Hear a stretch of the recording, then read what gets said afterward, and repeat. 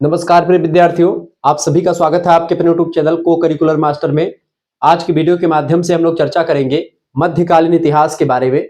अगर आप बीए के प्रथम सेमेस्टर में एडमिशन लिए हैं और आपको इतिहास सब्जेक्ट पढ़ना है, इतिहास कहने का मतलब है कि मेडिवल हिस्ट्री। दो प्रकार के इतिहास आपको बीए में पढ़ने होते हैं। पहला इतिहास होता है आपका मेडिवल हिस्ट्री और दूसरा होता है एक एंशिएंट हिस्ट्री। एंशिएंट हिस्ट्री का आप लोगों ने 2-3 दिन पहले लेक्चर हमारा देखा होगा, मॉडल पेपर देखा होगा।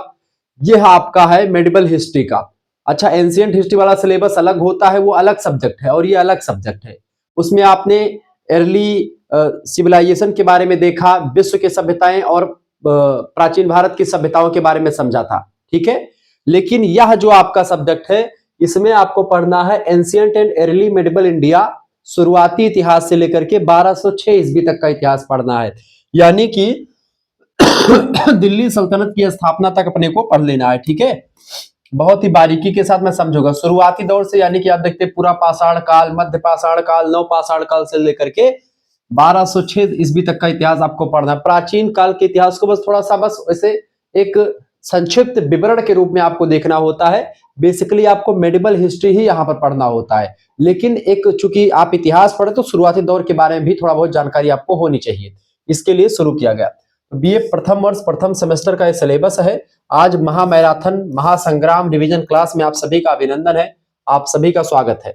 तो जैसा कि आपको पता ही होगा, मैं पेपर जो है अब की बार का पेपर है, ये विश्वविद्यालय में हुआ है, शायद वीर बहादुर सिंह पूर्वांचल का है या किसी का पेपर है, और इसको मैं सॉल्व करवाने जा रहा हूं। आपको बता दूं कि ये पेपर आपकी परीक्षा के लिए बहुत महत्वपूर्ण होगा। अगर आप जैसे राम मनोहर लोहिया वाले सारे बच्चे, राम मनोहर लोहिया अवध यूनिवर्सिटी, ठीक है, वीर बहादुर सिंह पूर्वांचल यूनिवर्सिटी, ठीक है, महात्मा गांधी काशी विद्यापीठ, ठीक है, इसके अलावा आपका सिद्धार्थ यूनिवर्सिटी कपिलवस्तु, ठीक है, इसके अलावा आपका पाटेश्वरी विश्वविद्यालय बलरामपुर, ठीक है, माँ पाटेश्वरी बलरामपुर यूनिवर्सिटी, ठीक है, इसके अलावा CCSU का ऑब्जेक्टिव होगा और माँ विंध्यवासिनी मिर्जापुर का भी ऑब्जेक्टिव हो जाएगा, विंध्यवासिनी मिर्जापुर का, ठीक है। तो इन दोनों के लिए ऑब्जेक्टिव वाला लेक्चर ऑलरेडी पड़ा हुआ है, शुक्ला स्टडी पॉइंट चैनल पर देख लीजिएगा, ठीक है। बाकी और विश्वविद्यालय जैसे कि MJPRU बरेली, ठीक है, MJPRU बरेली रोहिलखंड विश्वविद्यालय, ठीक है, माँ शाकुंभरी सहारनपुर विश्वविद्यालय,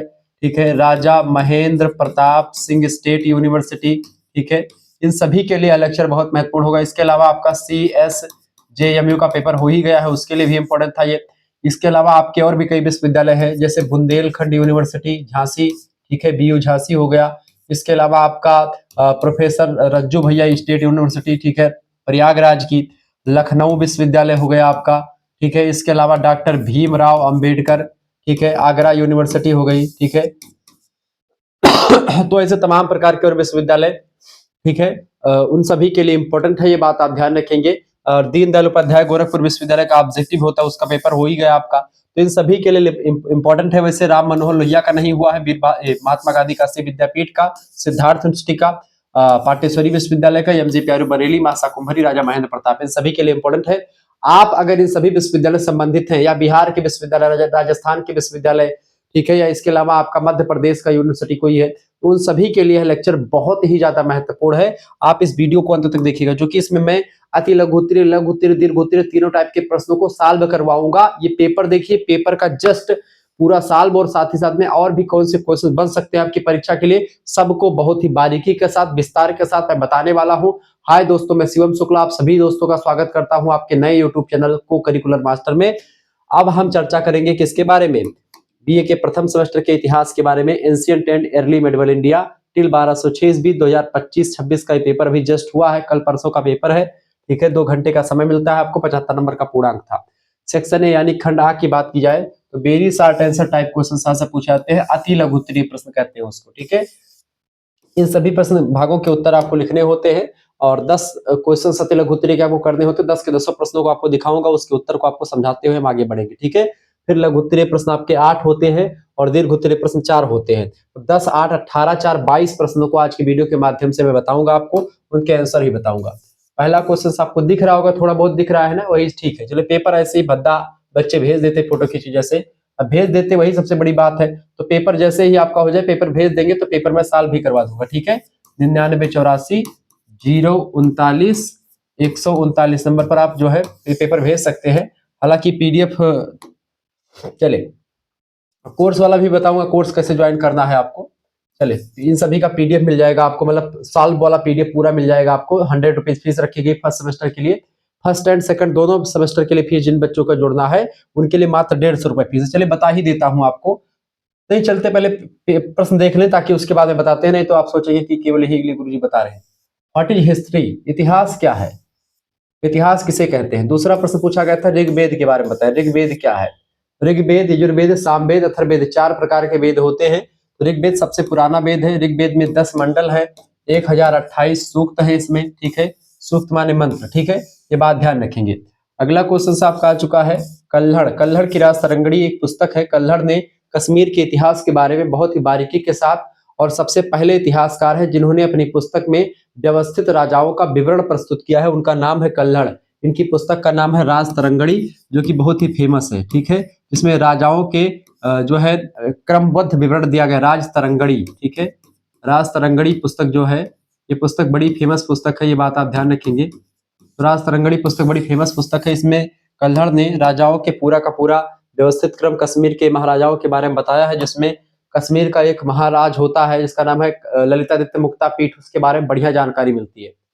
अगला क्वेश्चन आपका आ चुका है मोहनजोदाड़ो। मोहनजोदाड़ो का मतलब क्या होता है, इसका हिंदी का मतलब होता है मृतकों का टीला, ठीक है। क्या मतलब होता है बेटा, मृतकों का टीला, ध्यान रखिए। इसका शाब्दिक अर्थ क्या होता है, मृतकों का टीला। मोहनजोदाड़ो पाकिस्तान में पड़ता है ये शहर, ठीक है। यहाँ से बात किए तो ये हड़प्पा सभ्यता, हड़प्पा जगह, हड़प्पा नगर, मोहनजोदाड़ो ये बड़े नगर है, लोथल, कालीबंगा, हड़प्पा, ठीक है। ये सब सिंधु सरस्वती सभ्यता के बड़े नगरों में से आते हैं, और जहां पर आप देखते हैं कि नर्तकी की मूर्ति, विशाल स्नानागार, ये सब तमाम सारी चीजें मिली हैं।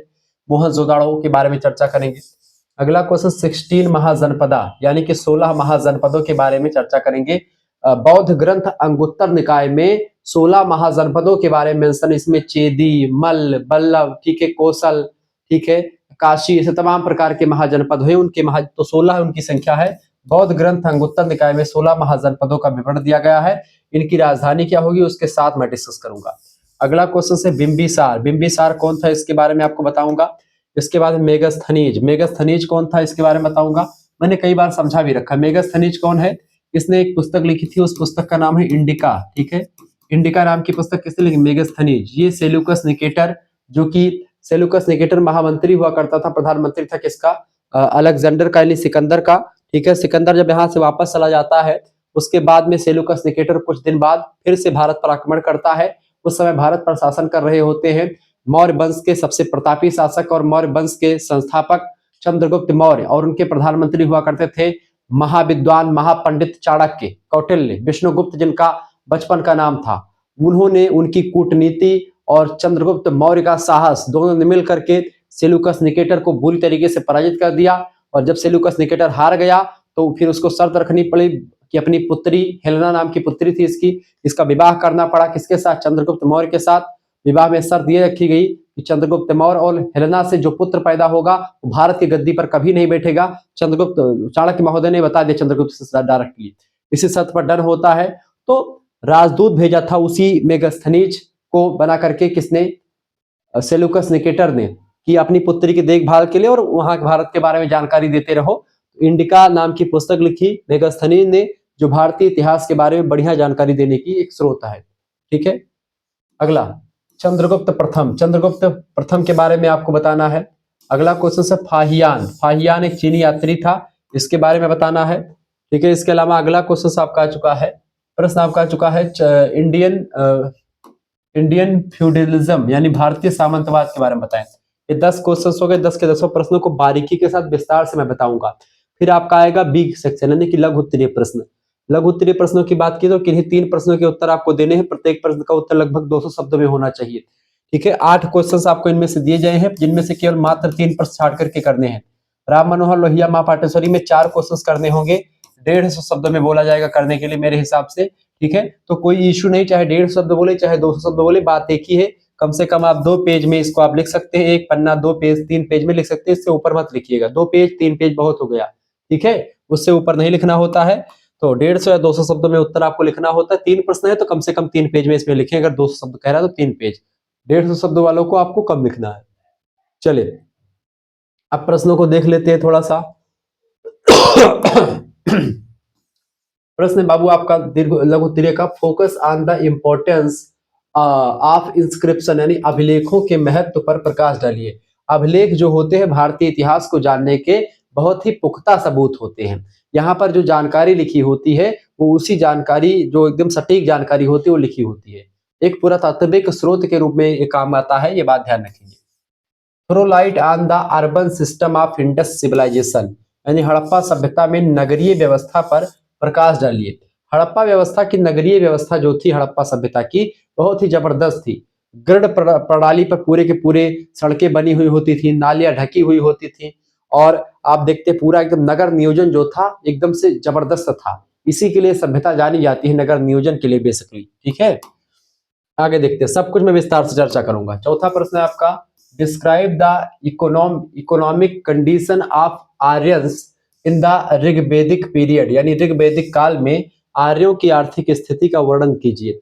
ऋग्वेदिक काल में आर्यों की आर्थिक स्थिति क्या थी, यानी ऋग्वेदिक काल में आर्य जो थे उनकी आर्थिक स्थिति, यानी उनके पैसे रुपए कैसे कमाते थे, क्या क्या सिस्टम था, सब कुछ बताएंगे। अगला क्वेश्चन है, डिस्कस द सिग्निफिकेंस, माने महत्व होता है, of the war of Kalinga, Kalinga के युद्ध के महत्व की विवेचना कीजिए, यानी कलिंग का युद्ध का क्या महत्व रहा, इसके बारे में बताएं।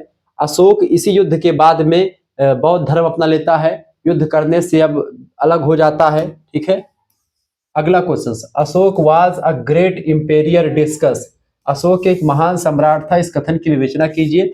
जरूर अशोक एक महान सम्राट था, इसमें कोई दो राय नहीं है, क्योंकि इसने पहले तो बहुत ज्यादा कहीं न कहीं पे युद्ध वगैरह किया करता था, लेकिन जब कलिंग युद्ध में कम से कम लाखों लोग मारे गए, बहुत ज्यादा विशाल जन और धन की हानि होती है, उसको देख करके अशोक चकाचौंध रह गया, इसकी आंखें भर गई, इसकी आंखें नम हो गई, और ये एक प्रकार से उसी दिन से प्रण ले लेता है कि अब युद्ध नहीं करेगा वो। ठीक है, अगला question, throw light on the achievement of Samudragupta, Samudragupta जैसा सम्राट पूरे भारत में आज तक नहीं हुआ। समुद्रगुप्त एक महान शासक था, इसके आगे महान इसलिए लगना चाहिए क्योंकि इसने 100 से अधिक युद्ध लड़ा था और एक भी युद्ध हारा नहीं। प्रयाग प्रशस्ति इलाहाबाद में है, वहां पर इसके युद्धों का मेंशन किया गया है, और हर युद्ध लड़ा, सारे युद्ध जीता। चंद्रगुप्त को भारतीय नेपोलियन भी कहा जाता है। ठीक है, नेपोलियन बोनापार्ट हालांकि वाटरलू के युद्ध में पराजित हो गया था, हार गया था वो, उसको मृत्यु के घाट उतरना पड़ा था, लेकिन समुद्रगुप्त एक भी युद्ध नहीं लड़ा, एक भी युद्ध नहीं हारा अपने जीवन काल में, ऐसा शासक था। समुद्रगुप्त की उपलब्धियों पर प्रकाश डालिए, विस्तार से हम चर्चा करेंगे।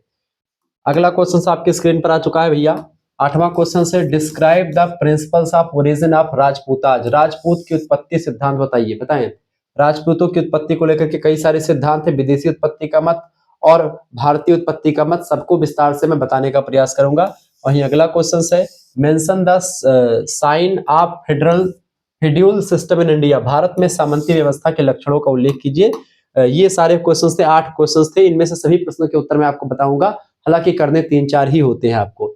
अब दीर्घ उत्तरीय प्रश्न आप देख लीजिएगा, attempt any one question, give answer of each question in about 500 words, एक प्रश्न का उत्तर करना है, 500 शब्दों में लिखना होता है। दीर्घ उत्तरीय प्रश्न है, किसी किसी यूनिवर्सिटी में 2 प्रश्न बोलता है करने के लिए, किसी किसी में 1 ही बोलता है, कोई दिक्कत की बात नहीं, आराम से समझे। मैं चारों प्रश्नों के उत्तर आपको बताने का प्रयास करूंगा पूरा। प्रश्न है, describe the main features of the Harappan civilisation, Harappa सभ्यता की प्रमुख विशेषताओं का वर्णन कीजिए।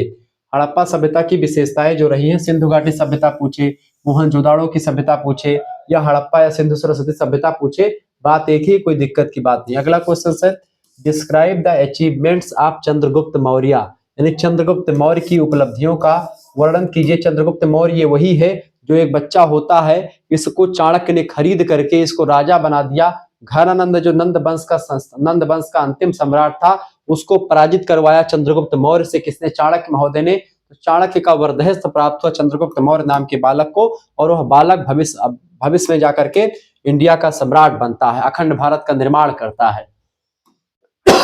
अगला question, discuss the art and achievement architecture of the गुप्त पीरियड, गुप्तकालीन कला यानी आर्ट एंड आर्किटेक्चर यानी स्थापत्य कला की विवेचना कीजिए। वैसे गुप्त काल जो है भारतीय इतिहास का स्वर्ण काल कहा जाता है, क्योंकि यहाँ पर चाहे कला की बात करें, चाहे स्थापत्य कला की बात करें, चाहे लड़ाई भिड़ाई की बात करें, चाहे सोने के सिक्कों की बात करें, सब मामले में नंबर 1 रहा है गुप्त काल। चाहे वो लिखावट पढ़ावट की बात करें, यानी कि शिक्षा, संस्कृति, कला, स्थापत्य कला, मंदिर बनाने की शैली, सब कुछ उत्कृष्ट थी यहाँ की। इसीलिए गुप्ता पीरियड को भारतीय इतिहास का स्वर्ण काल कहा जाता है। अगला क्वेश्चन है verify describe major Rajput dynamics on dynasties north India, यानी उत्तर भारत के प्रमुख राजपूत वंशों का संक्षिप्त वर्णन कीजिए। इस तरीके से आपके ये क्वेश्चंस पेपर में क्वेश्चन समाप्त होते हैं। अब हम जो उत्तर समझेंगे वो आपके होंगे बहुत ही बारीकी के साथ। सबसे पहले अति लघुत्तरीय प्रश्नों का उत्तर देखूंगा, फिर लघुत्तरीय, फिर दीर्घोत्तरीय प्रश्न। Ancient early medieval India till 1206 AD, यानी कि एनो डोमिनी। ठीक है, एडी का मतलब क्या होता है? एनो डोमिनी। एडी यानी कि ईसा मसीह के जन्म के बाद को एडी, और ईसा मसीह के जन्म से पहले को बीसी कहा जाता है, बिफोर क्राइस्ट। ठीक है, तो अति लघुत्तरीय प्रश्नों की श्रृंखला आपके समक्ष आ चुकी है। आप सभी लोग देखने का प्रयास करेंगे, इसको बहुत ही बारीकी के साथ देखिएगा। ठीक है, समझ में आ रहा चीजें? थोड़ा सा और इसको साफ कर दूं क्या? चले, आज भैया है कौन सी क्या थी, चले हालांकि चर्चा करेंगे अभी। खंड आ यानी कि अति लघुत्तरीय प्रश्न। पहला प्रश्न है इतिहास क्या है? व्हाट इज हिस्ट्री, ही तो पूछा गया था। चलिए इतिहास को समझते क्या होता है। लिखेंगे उत्तर में, साधारण शब्दों में अतीत की महत्वपूर्ण घटनाओं का क्रमबद्ध विवरण ही इतिहास कहलाता है। जो बीत गई घटनाएं हैं उनका क्रमबद्ध वर्णन करना ही इतिहास का भाग होता है। इतिहास के अंतर्गत बीती हुई घटनाओं का क्रमबद्ध, सुव्यवस्थित, सुसंगठित अध्ययन हम करते हैं। ठीक है, वही इतिहास है। इतिहास शब्द 3 शब्दों से मिलकर के बना है। पहला शब्द है इति, दूसरा शब्द है हा, तीसरा शब्द है आस, जिसका मतलब होता है निश्चित रूप से ऐसा ही हुआ था। इतिहास का मतलब क्या होता है? निश्चित रूप से ऐसा ही हुआ था, ये इतिहास है। ठीक है, इति धनहास या इति धनहा धन आस बराबर ऐसा ही हुआ होगा या ऐसा ही हुआ था। विस्तृत अर्थ में अगर देखें तो इतिहास केवल राजा महाराजाओं की कहानियां नहीं होता है, बल्कि यह मानव सभ्यता के विकास की बात भी करता है, मानव की संस्कृति यानी कल्चर की बात भी करता है, धर्म की बात करता है, और समाज में तमाम प्रकार की चीजों के समाज में आए जो बदलाव होते हैं उनका वैज्ञानिक अध्ययन करता है। इतिहास हमें अपने पूर्वजों की गलतियों और सफलताओं से सीख कर बेहतर भविष्य बनाने में मदद करता है। क्योंकि इतिहास में हमारे पूर्वजों ने जो गलतियां करी वो गलती हम ना करें, इसकी सीख हमको इतिहास से मिलती है। और हमारे पूर्वजों ने जो अच्छाइयां करी, जो अच्छी चीजें करी है, उनसे हम सीख सकते हैं और भविष्य में अच्छा जीवन जी सकते हैं। तो इतिहास हमको यह सिखाता है कि क्या गलतियां हमारे पूर्वजों ने करी थी, जो गलती हमको नहीं करनी है। ठीक है, उदाहरण के रूप में जैसे हम अपने परिवार के पुराने किस्से सुन करके अपनी जड़ों को जानते हैं, वैसे ही इतिहास पढ़ करके हम देश और समाज की जड़ों को समझते हैं। संस्कृति कैसी थी, कला कैसी थी पहले की, समाज कैसा था, ठीक है, सब कुछ हम जानते हैं। पहले कौन राजा महाराजा थे, युद्ध प्रणाली कैसी थी, कैसे लड़ते थे, किन किन राजाओं से लड़े हैं, किन किन राजाओं से मित्रता थी, किन से शत्रुता थी, सब कुछ हम जानते हैं। ठीक है, चलिए दूसरा क्वेश्चन आपका आ चुका है ऋग्वेद। ऋग्वेद क्या होता है बेटा? ऋग्वेद जो है दुनिया का सबसे प्राचीन ग्रंथ है ऋग्वेद। ठीक है, ऋग्वेद की अगर बात की जाए, इसको किसी एक पुरुष ने नहीं लिखा, ना किसी देवता ने बनाया है। इसको कई देवता या कई लोगों के द्वारा इसकी रचना की गई है। देवताओं ने इसको बताया होगा, और कहा जाता है इसको आपौरुषीय कहा जाता है वेदों को, क्योंकि वेदों को किसी जो है पुरुष ने नहीं लिखा, बल्कि देवताओं के द्वारा निर्मित किया गया है। और किसी एक देवता ने भी इसको नहीं बनाया होगा, बहुत सारे देवी देवताओं के मिलने से बना, चूंकि एक विशाल ग्रंथ है, इतना जबरदस्त और दुनिया का कोई ग्रंथ है ही नहीं जितना वेद अपना है। ठीक है, वेदों में वैज्ञानिक चीजें आपको, वैदिक गणित से लेकर के ज्योतिष सब कुछ आपको मिल जाएगा, जितना दर्शन वगैरह है सब कुछ आपको ही वेदों में मिल जाएगा। 4 वेद हैं। पहला है आपका यजुर्वेद, ऋग्वेद पहला वेद है। ऋग्वेद में मंत्र वगैरह उल्लेख किए गए हैं, जिसमें मंत्र जैसे कि मंत्रों की अगर बात करें बेटा, जैसे कि आप देखते हैं जो पंडित जी लोग आपके घर में आते हैं, पहले पूजा से पहले सबसे पहला मंत्र क्या बोलते हैं? ओम आनो भद्रा क्रतावो यंतु विश्वतो अब्धासो अपारीता सा। ठीक है, या स्वस्ति न इंद्रो विधस्रवाः स्वस्ति न पूषा विश्ववेदाः स्वस्ति नस्तार्क्ष्यो अरिष्टनेमिः स्वस्ति नो बृहस्पतिर्दधातु प्रगदस्वा मारुताः प्रसन्नमातरः। तो ऐसे मंत्र उच्चारण करते हैं, स्वस्ति वाचन कहा जाता है इसको। ये देवी देवताओं के आवाहन के मंत्र होते हैं। इसमें तमाम देवी देवताओं की प्रशंसा की जाती है। और यहाँ पर आप देखते हैं वेदों में कहीं ना कहीं पे जो सबसे अधिक बार जिस देवता का प्रयोग है उनका नाम है इंद्र। ठीक है, इंद्र किसी एक देवता का नाम नहीं बल्कि इंद्र एक पद होता है। गायत्री मंत्र का उल्लेख भी आपको तीसरे मंडल में ऋग्वेद के मिल जाता है। ओम भूर्भुवः स्वः तत्सवितुर्वरेण्यं भर्गो देवस्य धीमहि धियो यो नः प्रचोदयात्। और गायत्री को एक देवी के रूप में नहीं वर्णित की गई है। गायत्री उस सविता की एक जो आभा मंडल है। सविता कौन से देव हैं? सूर्य भगवान के लिए सविता शब्द का प्रयोग वेदों में किया गया है। विश्वानि देव साविते दुरितानि यत्र परासो यद भद्रम तन्नाशुः यतो यतः समीहसे ततो नो अभयं कुरुः सन्नाह कुरु प्रजभ्यौ अभयन्नाह पशुभयः। तो वेदों में बेटा ये जो सूर्य भगवान के जो पीछे जो आभा मंडल, सूर्य की जो किरण है उसकी जो आभा है, उसका जो तेज पुंज है उसको गायत्री कहा गया है। समझ रहे हैं? यानी देवी देवताओं के पीछे जो आभा मंडल होता है उस आभा मंडल को गायत्री कहा गया है, उस तेज पुंज को गायत्री कहा गया है, तो सकल देवी देवताओं के अंदर रहती है। ठीक है, तो दुनिया का पहला ग्रंथ है ऋग्वेद। ठीक है, तो ऋग्वेद में मंत्रों का उल्लेख किया गया है। ठीक है, ऋग्वेद में 10 मंडल हैं, 128 सूक्त हैं। क्लियर? और वेदों को श्रुति कहा जाता है। श्रुति माने सुन सुन करके इसको याद किया गया, क्योंकि जब वेदों का विकास हुआ, वेदों का सृजन हुआ, तब लिखावट का विकास नहीं था, लिपियों का विकास नहीं हुआ। और जब लिपियों का विकास हुआ तो महर्षि वेदव्यास जी ने इसको इकट्ठा किया, इसको लिखा, इसका संकलन किया। वेदों के संकलनकर्ता किसको माना जाता है? महर्षि वेदव्यास को, कृष्ण द्वैपायन वेदव्यास। कुछ विद्वानों का मानना है कि वेदव्यास जो है कोई एक व्यक्ति नहीं रहे होंगे, कई सारे कृष्ण वेद मतलब जो वेदव्यास जो है एक पद रहा होगा, कई व्यक्तियों ने मिलकर के वेदों को इकट्ठा किया होगा। क्योंकि वेद जो है बहुत बड़े ग्रंथ हैं, उसको किसी एक व्यक्ति के द्वारा लिख पाना संभव नहीं है। हालांकि हमारे ऋषि मुनियों के लिए कुछ भी असंभव नहीं होता है। ठीक है, तो महर्षि वेदव्यास जी ने इसको लिखा और इसको इसका संकलन किया। कई सारे देवी देवताओं के द्वारा इसको कहा गया, देवी देवताओं से ऋषियों ने सीखा, ऋषि लोग अपने शिष्यों को ऐसे बोल बोल करके सिखाते रहते थे। तो ठीक है, ऐसे वेदों को लोग याद करते थे, सूक्तियों को, वही 10-15 सूक्ति तुम याद कर लो, 150 तुम, 400-500 तुम, ऐसे ऐसे होता था। इस तरीके से जो है सारे लोग वेदों को याद करते थे। जब लिपियों का विकास हो तो उसको लिपिबद्ध करके संकलित किया गया और इस तरीके से वेद हमारे समक्ष आए। 4 वेद है, ऋग्वेद में मंत्रों का उल्लेख है, यजुर्वेद में आपको मिल जाएगा कर्म कांड कैसे कैसे करना है, यज्ञ कैसे करना है, यज्ञ का विधान क्या होगा, वेदी कैसे बनाई जाएगी, पूरा नियम कायदा कर्म कांड का लिखा हुआ है। इसके साथ साथ साम वेद जो है उसमें गायन का पूरा प्रावधान किया गया है। गायन मतलब क्या होता है? साम वेद में क्या है बेटा? गायन के बारे में बताया गया है। गायन मतलब कि क्या? जैसे कि संगीत शास्त्र का जनक सामवेद को कहा जाता है। ऐसे ही आप देखेंगे आगे चल करके तो जो अथर्ववेद आता है वो सबसे लास्ट वेद है और बाद में इसका सृजन किया गया है। अथर्ववेद में जादू टोना टटका और जितने भी आपके आयुर्वेद की चीजें हैं वो सब अथर्ववेद में आपको मिल जाएंगे। ठीक है, यानी कि कौन सी जड़ी बूटी का प्रयोग किस रोग में करना है, सब कुछ जानकारी मिल जाती है जड़ी बूटियों के बारे में। और कर्म कांड के नहीं बल्कि जो जादू टोना टटका होता है, तंत्र मंत्र, सब आपको मिल जाएगा इसमें। ये चारों वेद अलग अलग है। ऋग्वेद की बात करते बेटा, तो ऋग्वेद संसार का प्राचीनतम ग्रंथ है। हिंदू धर्म के 4 वेदों में सबसे पहला वेद है। इसमें इसे मानव जाति की प्रथम पुस्तक भी माना जाता है ऋग्वेद को। प्रमुख विशेषताएं वेदों की बात की तो इसमें कितना है बेटा? इसमें 10 मंडल हैं।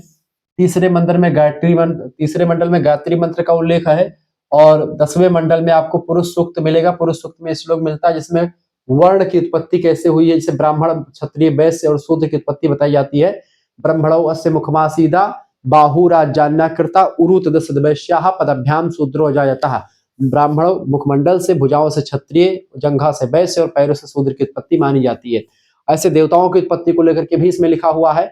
चंद्रमा मनसो जाता चक्षु सूर्यो जायतः, यानी चंद्रमा की उत्पत्ति मन से, चक्षु से यानी आंखों से सूर्य की उत्पत्ति मानी जाती है। ऐसे पूरा जानकारी दी गई है। 1028 सूक्त है इसमें। ठीक है, और लगभग में 10,580 ऋचाएं हैं। ऋचाओं को मंत्र कहा जाता है, ये बात आप ध्यान रखेंगे। तो 10,580 मंत्र हैं यानी ऋचाएं हैं।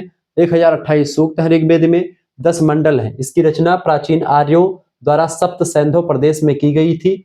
इसमें मुख्य रूप से देवताओं की स्तुति और प्रार्थनाएं दी गई हैं। किसमें? ऋग्वेद में। ये बात आप ध्यान रखेंगे। इस तरीके से हमने चीजों को समझा। ऐतिहासिक महत्व की अगर बात की ऋग्वेद की, तो ऋग्वेद से हमें वैदिक काल के सामाजिक जीवन के बारे में, राजनीतिक जीवन के बारे में और आर्थिक जीवन के बारे में बढ़िया जानकारी मिल जाती है। इसी में प्रसिद्ध गायत्री मंत्र का उल्लेख भी मिलता है, जो आज करोड़ों लोग जो है इसको जपते हैं। ठीक है, ये बात ध्यान रखें। बाकी हम प्रश्नों को समझने से पहले आपको बता दूं कि कैसे आपको हमारे साथ जुड़ना है, कैसे पीडीएफ प्राप्त करनी है। इतिहास की और तमाम प्रकार के सब्जेक्ट की प्रैक्टिस सेट तमाम सारी जो सॉल्व कर दी गई है, ऑब्जेक्टिव लिखे सबकी, जिनको जुड़ना है हमारे से जुड़ सकते हैं। 9984, पुराना नंबर बंद हो चुका है, 9984 039 139। इस नंबर पर आप व्हाट्सएप पर एसएमएस कर दीजिएगा, अपना नाम एसएमएस कर दीजिएगा, अपनी यूनिवर्सिटी का नाम, अपने सब्जेक्ट के नेम और आप किस सेमेस्टर में अपने सेमेस्टर का नाम लिख करके भेज दीजिएगा। फर्स्ट एंड सेकंड दोनों सेमेस्टर की फीस आपके लिए मात्र 150 रुपए रख दी गई है। ठीक है, पहले ये फीस मतलब 200 रुपए हुआ करती थी, लेकिन अब 150 रुपए कर दी गई है। जिन बच्चों को जुड़ना जुड़ सकते हैं। केवल फर्स्ट सेमेस्टर की फीस अगर आप देते हैं, केवल फर्स्ट सेमेस्टर का सभी सब्जेक्ट की फीस 100 रुपए है, जिसमें आपको पीडीएफ नोट्स, लाइव क्लास वाला ग्रुप सब कुछ आपको मिल जाएगा, पीडीएफ नोट्स सब कुछ आपको मिल जाएगा, सभी सब्जेक्ट का प्रैक्टिस सेट मिल जाएगा। ठीक है, जिसमें को करिकुलर की, चाहे फूड न्यूट्रिशन आपका को करिकुलर में शामिल हो, चाहे फर्स्ट एड एंड हेल्थ शामिल हो, इन सभी के 5 प्रैक्टिस सेट आपको दोनों को मिल जाएंगे विथ आंसर शीट। ठीक है, अगर आप केवल सेकंड का जुड़ेंगे तो अभी आपका क्लास शुरू नहीं सेकंड सेमेस्टर की, लेकिन सेकंड सेमेस्टर क्लास जनवरी, जैसे फर्स्ट सेमेस्टर का पेपर समाप्त होगा सेकंड की क्लास शुरू हो जाएंगी, तो सेकंड सेमेस्टर की फीस भी 100 रुपए ही है। लेकिन मेरे हिसाब से आपके लिए क्या होना चाहिए, क्योंकि फर्स्ट सेमेस्टर की तैयारी अभी आपको करनी है, तो फर्स्ट एंड सेकंड दोनों एक साथ जुड़ेंगे तो आपका 200 रुपए वैसे होता है, लेकिन 200 रुपए फीस आपके लिए नहीं रखा गया है। जब दोनों एक साथ जुड़ेंगे आप, तो केवल 150 रुपए, यानी फर्स्ट सेमेस्टर का आपको नोट्स मिल जाएगा, ग्रुप मिल जाएगा, और जैसे जैसे आपका फर्स्ट का पेपर समाप्त होगा सेकंड सेमेस्टर में आपको जोड़ दिया जाएगा। तो 150 रुपए आपको फीस जमा करनी। कैसे जमा करनी है? जैसे आप इतना एसएमएस करेंगे व्हाट्सएप पर, आपके पास एक क्यूआर कोड स्कैनर भेजा जाएगा, उसी स्कैनर पर आपको मात्र 150 रुपए फीस जमा कर देनी है। ये फीस आप खुद भी जमा कर सकते हैं, किसी दूसरे से भी आप जमा करवा सकते हैं। आराम से आपको सभी सब्जेक्ट का PDF notes, model paper, revision class, marathon class सब कुछ आपको मिल जाएगा। कम से कम आपके 4 से 5 प्रैक्टिस सेट आपको ऐसे पेपर सॉल्व वाले मिल जाएंगे, जिसमें अति लघु उत्तरीय, लघु उत्तरीय, दीर्घ उत्तरीय सभी टाइप के क्वेश्चंस आपको मिलेंगे। ठीक है, इसके साथ ही साथ आपके लिए व्यवस्था क्या होगी, इसके साथ साथ आपको जैसे आपका 2-3 मेजर सब्जेक्ट आपके हो गए, माइनर सब्जेक्ट, को करिकुलर सब्जेक्ट, इन चारों 5 सब्जेक्ट की तैयारी मात्र इसी पैसे में हो जाएगी। फर्स्ट सेमेस्टर का पूरा नोट्स तो मिल ही जाएगा, सेकंड सेमेस्टर की 6 महीने तक की तैयारी भी इसमें आपकी हो जाएगी। ठीक है, ये आपके लिए फायदेमंद रहेगा, और जिनको भी जुड़ना जुड़ सकते हैं, एसएमएस कर सकते हैं। क्योंकि जुड़ना इसलिए चाहिए आपको, आप सीरीज खरीदते हैं, किताब खरीदते बड़ी महंगी पड़ जाती है। आप ऐसा समझें कि एक सीरीज आपकी मार्केट में कम से कम 60 रुपए की आती है। ठीक है, तो 4 या 5 सब्जेक्ट की सीरीज आप लेंगे, कम से कम कितने की पड़ेगी? 6×5 = 300 रुपए की आपकी सीरीज खरीदते हैं एक सेमेस्टर में। 2 सेमेस्टर में यही पैसा कितना हो जाता है, गुणे 2 कर दीजिए, यानी कि 600 रुपए की आप जो है क्या खरीदते हैं, 200 रुपए 600 रुपए की आप सीरीज खरीदते हैं। ये दोनों सेमेस्टर की बात कर रहा हूँ। लेकिन अगर आप हमसे 1 साल के लिए जुड़ते हैं, या फिर आप हमसे जुड़ते, तो 600 रुपए आपका नहीं लगता है, आपको पीडीएफ मिल जाती है, प्रैक्टिस सेट मिल जाता है, और आप आसानी से पढ़ पाते हैं। मात्र 150 रुपए फीस में आपके लिए सभी सब्जेक्ट का मिल जाता है। तो 150 रुपए आपके लिए ज्यादा है कि 600 रुपए ज्यादा है, आप खुद ही डिसाइड कर लीजिए, मुझे बताने की जरूरत नहीं है। और ध्यान यही रखना है बाबू कि एसएमएस तभी करना है जब आपको जुड़ना हो, बिना मतलब के एसएमएस मत कीजिएगा। हाथ जोड़ करके विनती है, क्योंकि समय मेरे पास बिल्कुल भी नहीं रहता है। जितना समय आप मेरा उधर लेंगे, उतना समय क्लास में आपका कम हो जाता है। इसीलिए प्लीज हाथ जोड़कर निवेदन है कि एसएमएस तभी करना है जब आपको जुड़ना हो। ये फीस आप किसी दूसरे से जमा करवा सकते हैं, आपके घर में कोई चलाता हो ऑनलाइन, या बाहर का कोई चलाता हो, किसी से भी आप करवा सकते हैं। उसका स्क्रीनशॉट भेजेंगे, तुरंत आपको जोड़ा जाएगा, पूरी बारीकी के साथ आपकी चेकिंग की जाती है, उसके बाद में जोड़ा जाता है। ये आपके लिए फायदेमंद रहेगा, मेरे हिसाब से आपके लिए बेस्ट है। और बाकी वीडियोस हमारी देखनी तो यूट्यूब पर आप Shukla study point YouTube channel मेरा है, उस पर कम से कम 1 मिलियन सब्सक्राइबर होने वाले हैं। उस पर आप आसानी से देख पाएंगे, सभी सब्जेक्ट की वीडियोस मिल जाती है। लेकिन पीडीएफ नोट्स तभी मिलेगा जब आप फीस जमा करेंगे। ये व्यवस्था रखी गई है उन बच्चों के लिए जो पीडीएफ प्राप्त करना चाहते हैं और लाइव क्लास से जुड़ना चाहते हैं। कुछ लाइव क्लासेस की जो वीडियोस होती हैं, जो प्राइवेट वगैरह होती है, वो भी आपको ग्रुप में जुड़ने पर मिलती रहती है। ठीक है, चलिए अब हम जानने का प्रयास करते हैं और आगे के प्रश्नों के बारे में। चलिए, प्रश्न आपका क्या आ चुका बाबू? कल्हड़। कल्हड़ की अगर बात की जाए, फटाफट से आप देखें, कल्हड़। कल्हड़ कौन है? कल्हड़ जो है एक विद्वान है, कश्मीर के लेखक हैं। राज तरंगड़ी नाम की रचना कल्हड़ साहब ने लिखी। कल्हड़ भारत के पहले महान इतिहासकार माने जाते हैं। वे 12वीं शताब्दी के कश्मीरी विद्वान हुआ करते थे। इनको इसलिए महान विद्वान बोला जाता है क्योंकि इन्होंने बढ़िया तरीके से ऐतिहासिक पुस्तक पहली जो है इतिहास के बारे में जानकारी देने वाली इन्हीं की पुस्तक है। राज तरंगणी नाम की पुस्तक लिखी इन्होंने। कल्हड़ की सबसे प्रसिद्ध रचना राज तरंगणी है, जिसका अर्थ है राजाओं की नदी या राजाओं की एक प्रकार से राज तरंगणी। तरंगणी माने क्या होता है? नदी होता है। यानी कि यह पुस्तक कश्मीर के इतिहास पर आधारित है और राजाओं का एकदम क्रमबद्ध वर्णन प्रस्तुत करती है, इसलिए इसको राज तरंगणी कहा गया। ठीक है।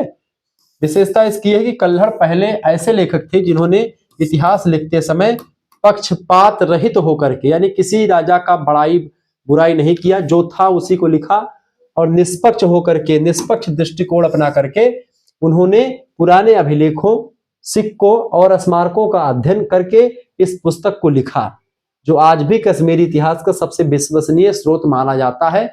और भारतीय इतिहास में पहले ऐसे लेखक है कल्हड़ जिन्होंने एक ऐतिहासिक पुस्तक लिखने का काम किया। आगे देखते हैं, अगला क्वेश्चन आपका आ चुका है, चौथा नंबर प्रश्न, मोहनजोदाड़ो। मोहनजोदाड़ो के बारे में बात करें तो मोहनजोदाड़ो सिंधु घाटी सभ्यता का एक प्रमुख और सबसे बड़ा नगर था। इससे बड़ा कोई दूसरा नगर नहीं था। सिंधी भाषा में इसका अर्थ होता है मृतकों का टीला। मोहनजोदाड़ो का मतलब क्या होता है? मृतकों का टीला। ठीक है। इसकी खोज 1922 ईस्वी में राखाल दास बनर्जी साहब ने करी थी। ठीक है। और इससे पहले 1921 में आप देखते हैं हड़प्पा सभ्यता की खोज की गई थी। ठीक है, दयाराम साहनी के द्वारा। इसीलिए सिंधु घाटी सभ्यता को हड़प्पा सभ्यता भी कहते हैं, क्योंकि सबसे पहला नगर था हड़प्पा नगर। ठीक है, जहां से विशाल अन्नागार या भंडार मिला था अन्न रखने का। ठीक है, विशाल स्नानागार मोहनजोदाड़ो से मिला, जो नर्तकी की मूर्ति है वो मिली, तो तमाम सारी चीजें मिली हैं। विशेषता इसकी यह है कि यह अपनी अद्भुत नगर नियोजन यानी टाउन प्लानिंग के लिए प्रसिद्ध है। मोहनजोदाड़ो यहाँ की सड़कें जो थी एक दूसरे को समकोण पर 90 डिग्री पर काटती थी, यानी सड़कें एकदम से 90 डिग्री मतलब होता है एकदम सीधी सीधी सड़कें हुआ करती थी। इससे 90 डिग्री कहां पर बनेगा? ये वाला कोण 90 डिग्री बनेगा। ये सड़क जा रही थी, ये भी 90 डिग्री का कोण है, ये भी 90 डिग्री का ही कोण है। ठीक है, ये भी 90 डिग्री का ही कोण है। सड़कें ऐसे बनती थी, सड़क किनारे नालियां होती थी ढकी ढकी। ठीक है, इसके किनारे किनारे घर हुआ करते थे। इस तरीके से ग्रिड सिस्टम बोलते हैं इसी सिस्टम को। ग्रिड प्रणाली पर इस जो है नदियां, ये जो है नगर नियोजन पूरा का पूरा बसा हुआ था। जैसे आजकल आवास विकास में आप देखते हैं वैसे ही कुछ व्यवस्था थी। प्रमुख अवशेष यहाँ से विशाल स्नानागार मिला, ग्रेट बॉथ मिला है, यानी यहाँ पर स्नानागार मतलब कि नहाने का एक बड़ा सा कुंड मिला है जहां पर सभी लोग संयुक्त रूप से इकट्ठा स्नान किया करते रहे होंगे। अन्नागार मिला है, यानी कि ग्रेनरी, जहां पर बहुत सारे धन मताह या बहुत सारे अनाज वगैरह इकट्ठा रखे जाते थे। ठीक है, अन्नागार मिला है। जैसे कि आजकल कोल्ड स्टोर देखते हैं तो कोल्ड स्टोर टाइप मिला है। और नर्तकी की कांस्य की मूर्ति प्राप्त, यानी कांसे की मूर्ति प्राप्त हुई है नर्तकी की, नृत्य करते हुए मुद्रा में है, इसलिए नर्तकी की मूर्ति कहते हैं। यह नगर पाकिस्तान के सिंध प्रांत में सिंधु नदी के किनारे स्थित है। कौन? मोहनजोदाड़ो। ठीक है, ये बात ध्यान रखेंगे। अब कुछ मैं आपको चित्र दिखाता हूं मोहनजोदाड़ो की। यहाँ पर जब खुदाई हुई, ठीक है, आर.डी. बनर्जी के द्वारा, राखालदास बनर्जी के द्वारा, तो कुछ इस तरीके से टीले प्राप्त हुए हैं। आप यहाँ पर देख पा रहे होंगे बेटा, यही है मोहनजोदाड़ो। क्या है ये मोहनजोदाड़ो आप देख पा रहे हैं। ये पीछे जो मेरे स्क्रीन चल रही है, ये देखिए, आप देखते हैं मोहनजोदाड़ो की यहाँ पर पक्की ईंटें आप देखिए, ये देखते हैं यार, ये जो ईंटें लगी हुई है, पक्की ईंटें लगी हुई हैं। आप जाएंगे कभी पाकिस्तान में या फिर आप जाइए तो लोथल कालीबंगा चले जाइए तो भी आपको ऐसे मिलेंगे। लेकिन जो ये आप देखते घर था, ये सब रोड आप देखते, ये रोड आपका जा रहा है, ये रोड। ठीक है, समकोण पर ये काट रही है, देखिए रोड सीधा सीधा। ठीक है, किनारे किनारे घर बने रहते थे, तो एकदम से आप यहाँ पर स्पष्ट तरीके से नहीं दिख रहा आपको, लेकिन ये आपका नगर हुआ करता था मोहनजोदाड़ो का। ये पूरा आप देखते खुदाई हुई, उससे प्राप्त हुआ। तो पक्की ईंटों का एक प्रकार से सिस्टम बना हुआ था, पक्की ईंटों के घर बने रहते थे। बड़ा जबरदस्त एक प्रकार से नमूना आपको मैंने दिखाया। यहाँ पर आप देखते हैं ये जो है पूरा सिस्टम आपका मोहनजोदाड़ो का ही एक चित्र था जो मैंने आपको दिखाया। अगला क्वेश्चन से आपका 16 महाजनपद, 16 महाजनपद के बारे में बताएं। देखिए, 6ठी शताब्दी ईसा पूर्व यानी ईसा मसीह के 600 साल पहले, 600 बीसी के आसपास उत्तर भारत में बड़े और शक्तिशाली राज्यों का उदय हुआ। बड़े राज्य और शक्तिशाली राज्य जिनको महाजनपद कहा गया, जिनकी संख्या 16 थी। भारतीय इतिहास में द्वितीय नगरीकरण का काल जो था सिंधु घाटी सभ्यता के बाद में, वो यहीं पर शुरू हुआ महाजनपद काल में। प्रमुख जानकारी जो हमको मिलती है 16 महाजनपदों की, बौद्ध ग्रंथ है अंगुत्तर निकाय और जैन ग्रंथ है भगवती सूत्र। तो जैन ग्रंथ भगवती सूत्र और बौद्ध ग्रंथ अंगुत्तर निकाय में 16 महाजनपदों के बारे में बारीकी के साथ अध्ययन मिलता है, सूची मिलती है। ये जनपद आधुनिक बिहार से लेकर के उत्तर पश्चिमी सीमा यानी कंधार तक फैले हुए थे। कंधार माने अफगानिस्तान तक पूरा फैले हुए थे। 16 महाजनपदों की सूची और उनकी राजधानियों की बात करें अब हम, तो मैं चर्चा कर लेता हूं। यहाँ पर आपका ये दीर्घ उत्तरीय प्रश्न, लघु उत्तरीय, दो टाइप का क्वेश्चन हो सकता है। ठीक है, देखिए पहला महाजनपद आपका क्या था बेटा? मगध महाजनपद, सबसे बड़ा था। इसकी राजधानी राजगृह हुआ करती थी, गिरिब्रज हुआ करती थी। सबसे शक्तिशाली महाजनपद जो था वो मगध महाजनपद हुआ करता था। दूसरा महाजनपद था अंग महाजनपद, जिसकी राजधानी चंपा हुआ करती थी। तीसरा था काशी महाजनपद, जिसकी राजधानी वाराणसी हुआ करती थी। चौथा था कोसल महाजनपद, जो श्रावस्ती इसकी राजधानी थी। कोसल में ये पूरा अवध का प्रांत और श्रावस्ती, बहराइच, गोंडा का इलाका पूरा आता था। ठीक है। पांचवा था बज्जी महाजनपद, वैशाली। ठीक है। अवध कोसलपुर राजा, प्रबस नगर कीजिए सब काजा, हृदय राख कोसलपुर राजा। कोसलपुर, ये कोसलपुर शब्द महाजनपद के लिए प्रयोग तुलसीदास जी ने किया है। कोसल महाजनपद जो था, अवध प्रांत का पूरा राज्य था कोसल महाजनपद, श्रावस्ती राजधानी थी। ठीक है। तो कोसल वही मतलब कि ये पूरा श्रावस्ती, बहराइच, बलरामपुर और गोंडा का इलाका, फैजाबाद का भी कुछ इलाका आ जाता है। बज्जी वैशाली गणतंत्रात्मक राज्य था, ये गणतंत्र था, रिपब्लिक था। यहाँ पर चुनाव होता था और जो देश का मुखिया था वो एक प्रकार से जनता के द्वारा चुना जाता था। रिपब्लिक था बज्जी वैशाली महाजनपद। अगला था मल्ल कुशीनगर, पावा में पड़ता है। मल्ल जो महाजनपद है कुशीनगर में, कुशीनारा, पावा यानी बिहार में पड़ता है, पावापुर। गणतंत्रात्मक महाजनपद था ये भी। अगला महाजनपद था सातवां चेदी महाजनपद, जिसकी राजधानी थी सुक्तिमती। आठवां महाजनपद है वत्स महाजनपद, जिसकी राजधानी थी क्या? कौशाम्बी। अगला महाजनपद आपका है कुरु महाजनपद, इंद्रप्रस्थ इसकी राजधानी हुआ करती थी। कुरु वंश के राजकुमार, आप हस्तिनापुर नरेश देखते हैं, महाभारत देखा, महाभारत में कुरु महाजनपद था, कहते हैं कौरव और पांडव। तो कुरु वंश यानी कि वही थे। कुरु माने कि क्या? जो ये आपकी इंद्रप्रस्थ जिसकी राजधानी थी। ठीक है। इंद्रप्रस्थ यानी कि जो दिल्ली का इलाका, हस्तिनापुर का इलाका, वो सब इसमें आता है। इसके अलावा पंचाल महाजनपद था अगला महाजनपद क्या था बेटा? पंचाल महाजनपद। अहिछत्र या काम्पिल इसकी राजधानी हुआ करती थी। पांचाल महाजनपद, जहां से पांचाली बिलोंग करती थी, वो महाजनपद। ठीक है। अगला था मत्स्य महाजनपद, विराटनगर जिसको कहते हैं, विराटनगर इसकी राजधानी थी। विराट आप देखते हैं उत्तरा, जिनके यहाँ पर ये भीम अर्जुन नकुल सहदेव अपना अज्ञातवास बिताते हैं, वो शहर वहां का। अगला था सूरसेन, मथुरा वाला एरिया पूरा। ठीक है। जहां भगवान श्री कृष्ण और कंस वगैरह रहते थे, वो मथुरा एरिया सूरसेन महाजनपद के नाम से जाना जाता था। ठीक है। अगला महाजनपद है 13 नंबर, अस्मक महाजनपद, पोटन या पोटली, दक्षिण भारत का एकमात्र जनपद है ये अस्मक। ठीक है। अगला है अवंती महाजनपद, उज्जैनी या महेशमती इसकी राजधानी थी। अवंती या उज्जैनी महेशमती। ठीक है। अगला था आपका गांधार, जो तक्षशिला, जहां से शकुनी बिलोंग करता था। शकुनी को जानते हैं? मामा शकुनी, पौबारा, मामा श्री। हाँ भांजे, महाभारत देखा है? ऐसे करता शकुनी, ऐसे से करता है, पौबारा मामा श्री, तो कहता है हाँ भाई पौबारा, और तुरंत मारता है शकुनी। इतना कूटनीतिक था, भगवान श्री कृष्ण अगर ना होते, शकुनी की कूटनीति का जितना तोड़ था सब भगवान श्री कृष्ण के पास था। और एक है अभिमन्यु के मामा, भगवान श्री कृष्ण है अभिमन्यु के मामा, और शकुनी है दुर्योधन का मामा। भैया मामा का खेल चल रहा था, दोनों मामा कूटनीतिक होते हैं। तो मामा कंस से लेकर के मामा शकुनी तक किसी के हुए नहीं है, ये बात ध्यान रखेंगे। कहा जाता है मामाओं को लेकर के। 16 महाजनपद है आपका कंबोज महाजनपद, हाटक या राजपुर इसकी राजधानी हुआ करती थी। इस तरीके से 16 महाजनपदों के बारे में मैंने आपको बताया। शासन व्यवस्था जो थी महाजनपदों की, दो प्रकार की शासन प्रणाली यहाँ पर प्रचलित थी। पहली थी राजतंत्र, जहां पर राजा होता था, राजा का लड़का राजा बनता था। और दूसरी थी गणतंत्र या संघ, जहां का राजा चुना जाता था जनता के द्वारा, जहां राजा का शासन होता था। जैसे मगध, वत्स, ये सब राजतंत्र थे। गणतंत्र जहां शासन जनता के समूहों या संघों के द्वारा चलाया जाता था, जैसे बज्जी या मल्ल महाजनपद। ठीक है। निष्कर्षतः इन 16 महाजनपदों के बीच वर्चस्व की लड़ाई चलती रहती थी, यानी आपस में लड़ा करते थे कि कौन आगे है, कौन आगे निकलेगा। इस तरीके से लड़ाइयां चलती रहती थी, जिसमें अंततः मगध महाजनपद जो था सबसे शक्तिशाली जनपद बनकर के उभरा, और एक विशाल साम्राज्य की नींव जो है किसने रखी? मगध महाजनपद ने रखी।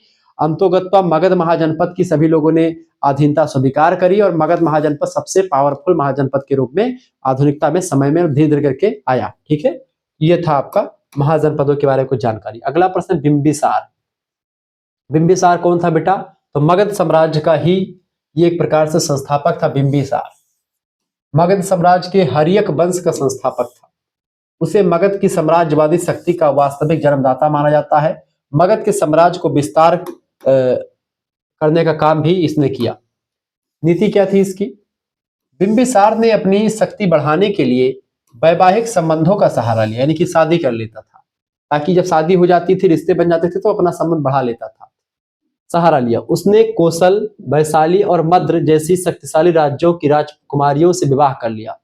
अब जब ये एक प्रकार से जो ये था बिंबिसार, इसने कौशल महाजनपद जो कि इधर था, वैशाली मतलब कौशल महाजनपद या अवध का इलाका पूरा, वैशाली और मद्र, इन सभी की राजकुमारियों से शादी कर ली और अपना क्षेत्र विस्तार कर लिया। ठीक है, अब इनसे डर खत्म हो गया और बाकी सभी को पराजित कर दिया। राजधानी क्या थी इसकी, कौशल की? उसने राजगृह यानी कि गिरिब्रज को अपनी राजधानी बनाया। वह महात्मा बुद्ध का समकालीन और उनका परम मित्र और संरक्षक भी था। यानी कि जो बिंबिसार था, ये महात्मा बुद्ध के समय काल का था। जब महात्मा बुद्ध का समय काल था, उसी समय का ये था। ठीक है, कौन? बिंबिसार। और महात्मा बुद्ध का परम मित्र था और संरक्षक भी था। महात्मा बुद्ध की रक्षा वगैरह भी किया करता था। तो इस तरीके से ध्यान रखिए। अगला क्वेश्चन से मेगास्थनीज कौन था? मेगास्थनीज यूनानी राजा सेल्यूकस निकेटर का राजदूत था, जो चंद्रगुप्त मौर्य के दरबार में आया था और यहीं पर रहता था। और यहीं पर रहकर के उसने इंडिका नाम की पुस्तक लिखी।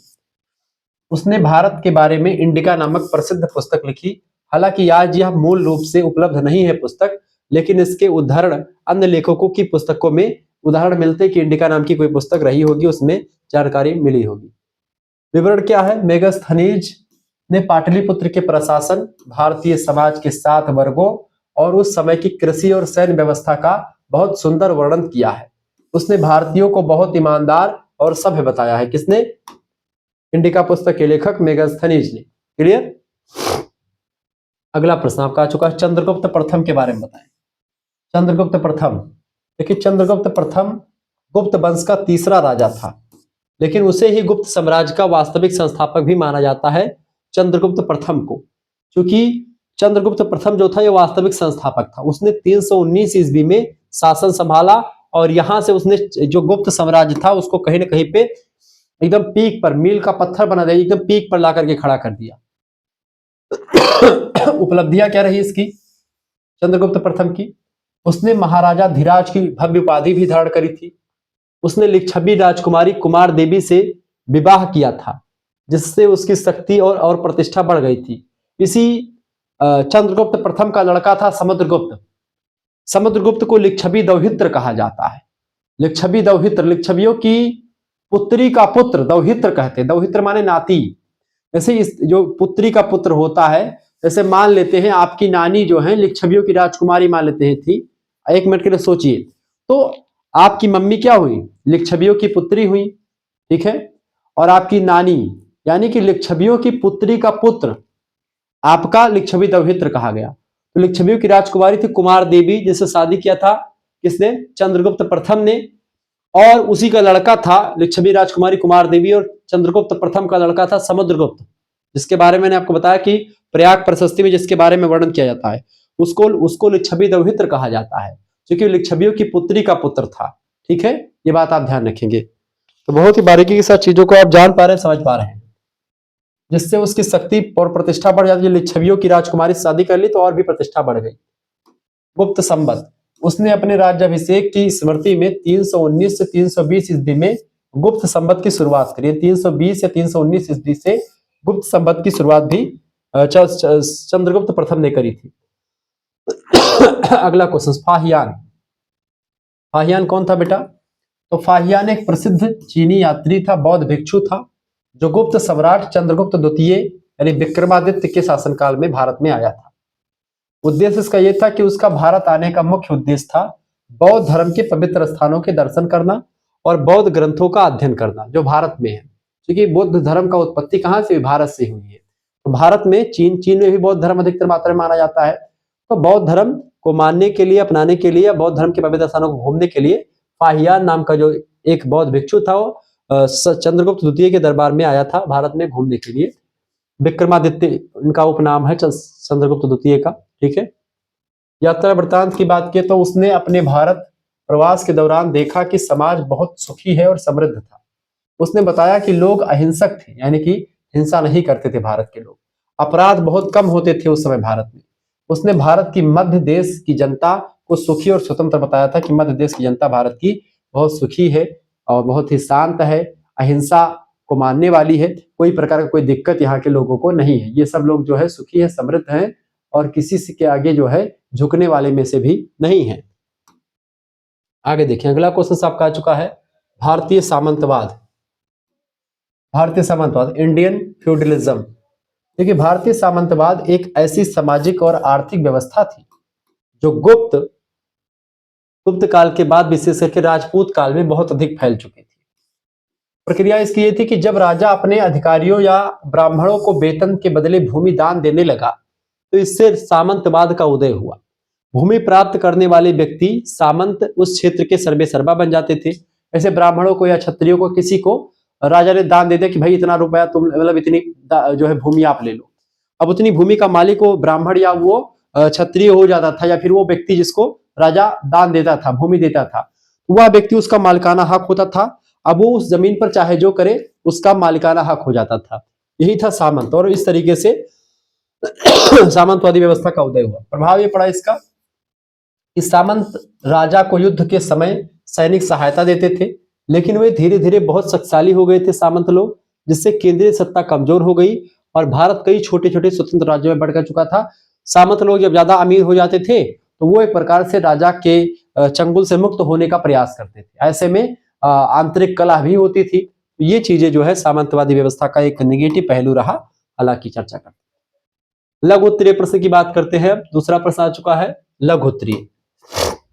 10 अति लघु उत्तरीय प्रश्नों का अध्ययन आपने कर लिया। अब आपका आ चुका है लघु उत्तरीय प्रश्न। लिखेंगे, अभिलेखों के महत्व पर प्रकाश डालें। देखिए, प्राचीन भारतीय इतिहास के पुनर्निर्माण में अभिलेख यानी इंस्क्रिप्शन सबसे महत्वपूर्ण और विश्वसनीय स्रोत माने जाते हैं। पत्थरों, स्तंभों, ताम्रपत्रों और दीवारों पर खुदे होने के कारण इनमें काट छाट करना असंभव होता है, जिससे इनकी सत्यता बनी रहती है। तो विश्वसनीय सूत्र होते हैं अभिलेख, क्योंकि इस पे क्या होता है, पत्थरों और स्तंभों पर खुदे होते हैं, इसलिए इसको एक प्रकार से मिटाना संभव नहीं होता है। जो जिस समय लिखा गया था वो वही लिखा रहता है, उसको मिटाना संभव नहीं हो पाता है। ठीक है, तो इसीलिए वो सत्य माने जाते हैं और ये फैक्ट जानकारी होती है किसी भी इतिहास को जानने के लिए। अभिलेख बहुत ही एक जीता जागता स्रोत होते हैं। महत्व के बिंदु, अभिलेखों का महत्व। पहला बिंदु, राजनीतिक जानकारी।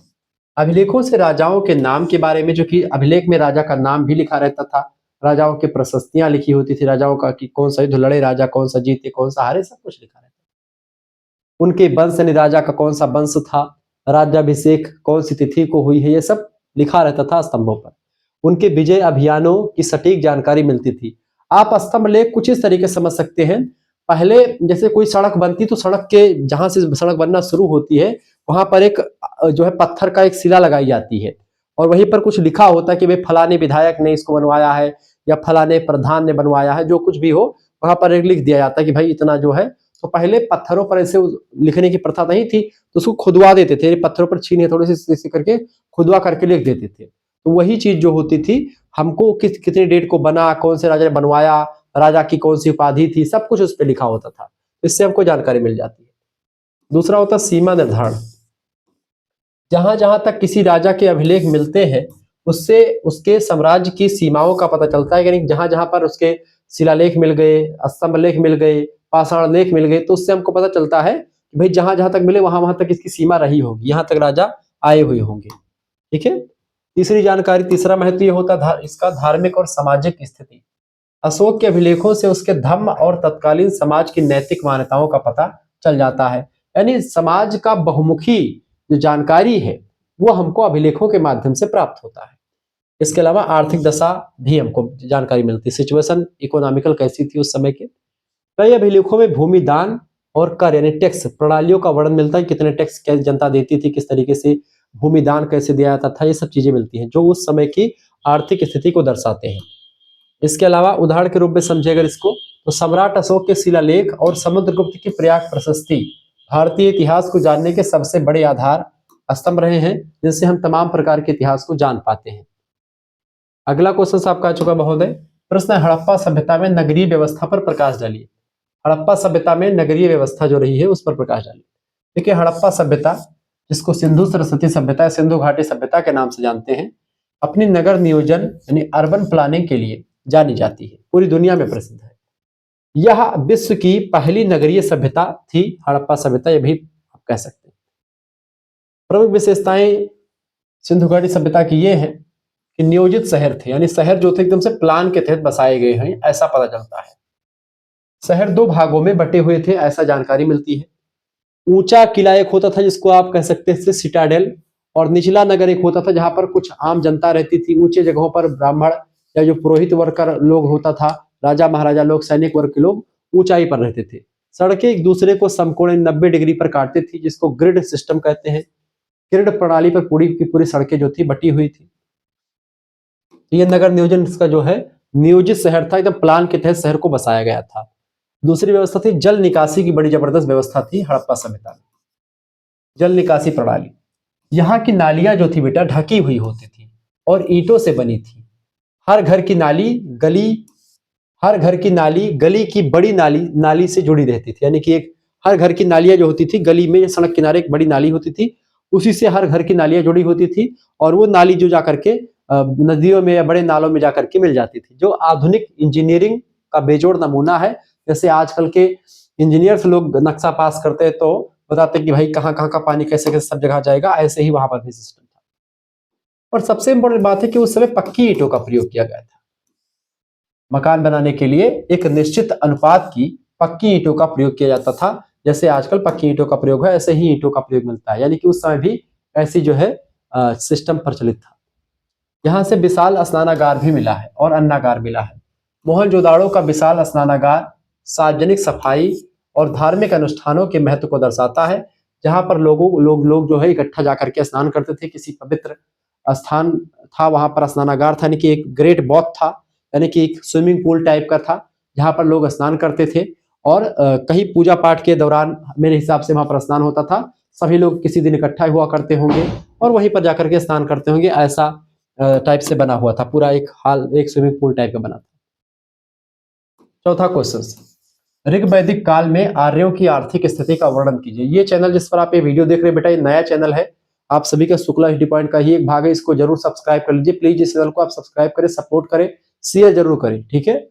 तो ऋग वैदिक काल में आर्यों की आर्थिक स्थिति का वर्णन कीजिए।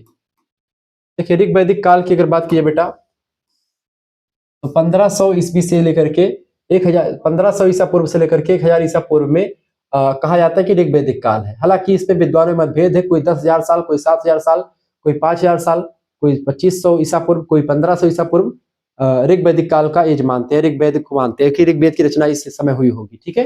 वैसे ऋग वैदिक काल की बात अधिकतर इतिहासकाल 1500 ईसा पूर्व से लेकर के 1000 ईसा पूर्व की बात करते हैं। आर्यों का जीवन मुख्य रूप से ग्रामीण हुआ करता था इस समय, और उनकी अर्थव्यवस्था अत्यंत सरल थी। सरल प्रकृति पर उनकी जो है सिस्टम पूरा आधारित था। आर्थिक स्थिति के मुख्य स्तंभ, पशुपालन। ऋग वैदिक आर्यों की अर्थव्यवस्था का मुख्य आधार पशुपालन हुआ करता था, यानी यहाँ लोग पशु पालते थे। पशुओं में गाय जो थी सबसे महत्वपूर्ण पशु हुआ करती थी। गाय को सबसे पवित्र और मूल्यवान संपत्ति माना जाता था। ऋग्वेद में आप देखते हैं, ऋग्वेद में गविष्टि शब्द का प्रयोग युद्ध के लिए हुआ है, जिसका अर्थ है गायों की खोज। गायों को अघन्या कहा जाता था। अघन्या माने क्या होता है? ऋग्वेद में गायों को क्या कहा गया? अघन्या कहा गया। अघन्या माने जिसका वध ना किया जा सके, जिसको मारा नहीं जाता था, यानी कि ना मारने योग्य पशु थी गाय।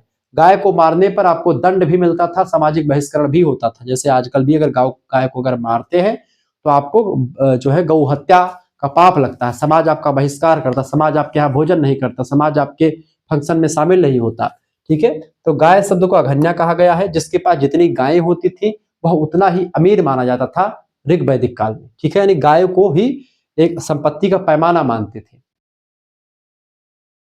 कृषि की बात किया जो है ऋग वैदिक काल में, तो कृषि कैसी हुआ करती थी? देखिए, कृषि उनका दूसरा मुख्य व्यवसाय हुआ करता था। वे मुख्य रूप से यव यानी कि जौ की खेती करते थे। जौ की खेती करते थे ऋग्वैदिक काल के लोग। ऋग्वेद के चौथे मंडल में खेती की प्रक्रिया, जैसे हल चलाना, बुआई करना, कटाई करना, इन सभी का वर्णन जो है ऋग्वेद के चौथे मंडल में आपको मिल जाता है। हल को लांगल और उपजाऊ भूमि को उर्वरा कहा जाता था। ऋग्वेद में ऋग्वेद में हल को क्या कहा गया है? लांगल के नाम से संबोधित किया गया है। और वो जो उपजाऊ मिट्टी होती थी उसको क्या कहते हैं? उर्वरा कहते हैं। ठीक है, ऋग्वेद में कहा गया था। ध्यान रखेंगे। व्यापार और विनिमय भी हुआ करता था। विनिमय माने होता है एक्सचेंज करना, कोई चीज तो हम आपको दे और आप हमको दे दें, उसके माध्यम से व्यापार होता था। व्यापार मुख्य रूप से वस्तु विनिमय की प्रणाली पर होता था। बार्टर सिस्टम, यानी कि जैसे कि आजकल क्या है, हम पैसा देते हैं और हम वस्तु खरीद लेते हैं, इसको बोलते हैं मुद्रा विनिमय। लेकिन जब हम एक वस्तु को देकर के, जैसे हमने मान लेते हैं कि हमने जौ उगाया, अब हम जौ दे करके हम आपसे गाय ले लें, तो ये आपका क्या हो जाएगा? वस्तु विनिमय। यानी एक वस्तु हम आपको देंगे, दूसरी वस्तु हम आपसे ले लेंगे, ये होता है वस्तु विनिमय। और यही विनिमय की प्रणाली जो थी यहां पर विद्यमान थी। गाय और निष्क, यानी गले का स्वर्ण आभूषण को निष्क कहते हैं, उसका उपयोग मुद्रा के रूप में किया जाता है। यानी गाय भी इसमें मुद्रा के रूप में प्रयोग की जाती थी। गाय अघन्या मानते थे। गाय जिसके पास जितनी गाय उसके पास उतना ही धन है। अगर आप गाय देते थे तो आपको दुनिया की सारी वस्तुएं मिलती थी, यानी गाय देकर के आप कोई भी चीज ले सकते थे। निष्क जो सोने का आभूषण होता था गले में पहनने वाला, वो भी सिक्के का काम करता था। व्यापार करने वाले लोगों को पणी कहते थे, यानी जो व्यापार करते थे ऐसे लोगों को पणी कहा जाता था। ठीक है, ऋग्वेद में। शिल्प और उद्योग की अगर बात की जाए इस काल में रथ बनाना, बढ़ई गिरी, कताई बुनाई करना, धातु कर्म करना, तांबा और कांसा जैसे छोटे उद्योग विकसित करना, मतलब विकसित इस समय उद्योग हुआ करते थे।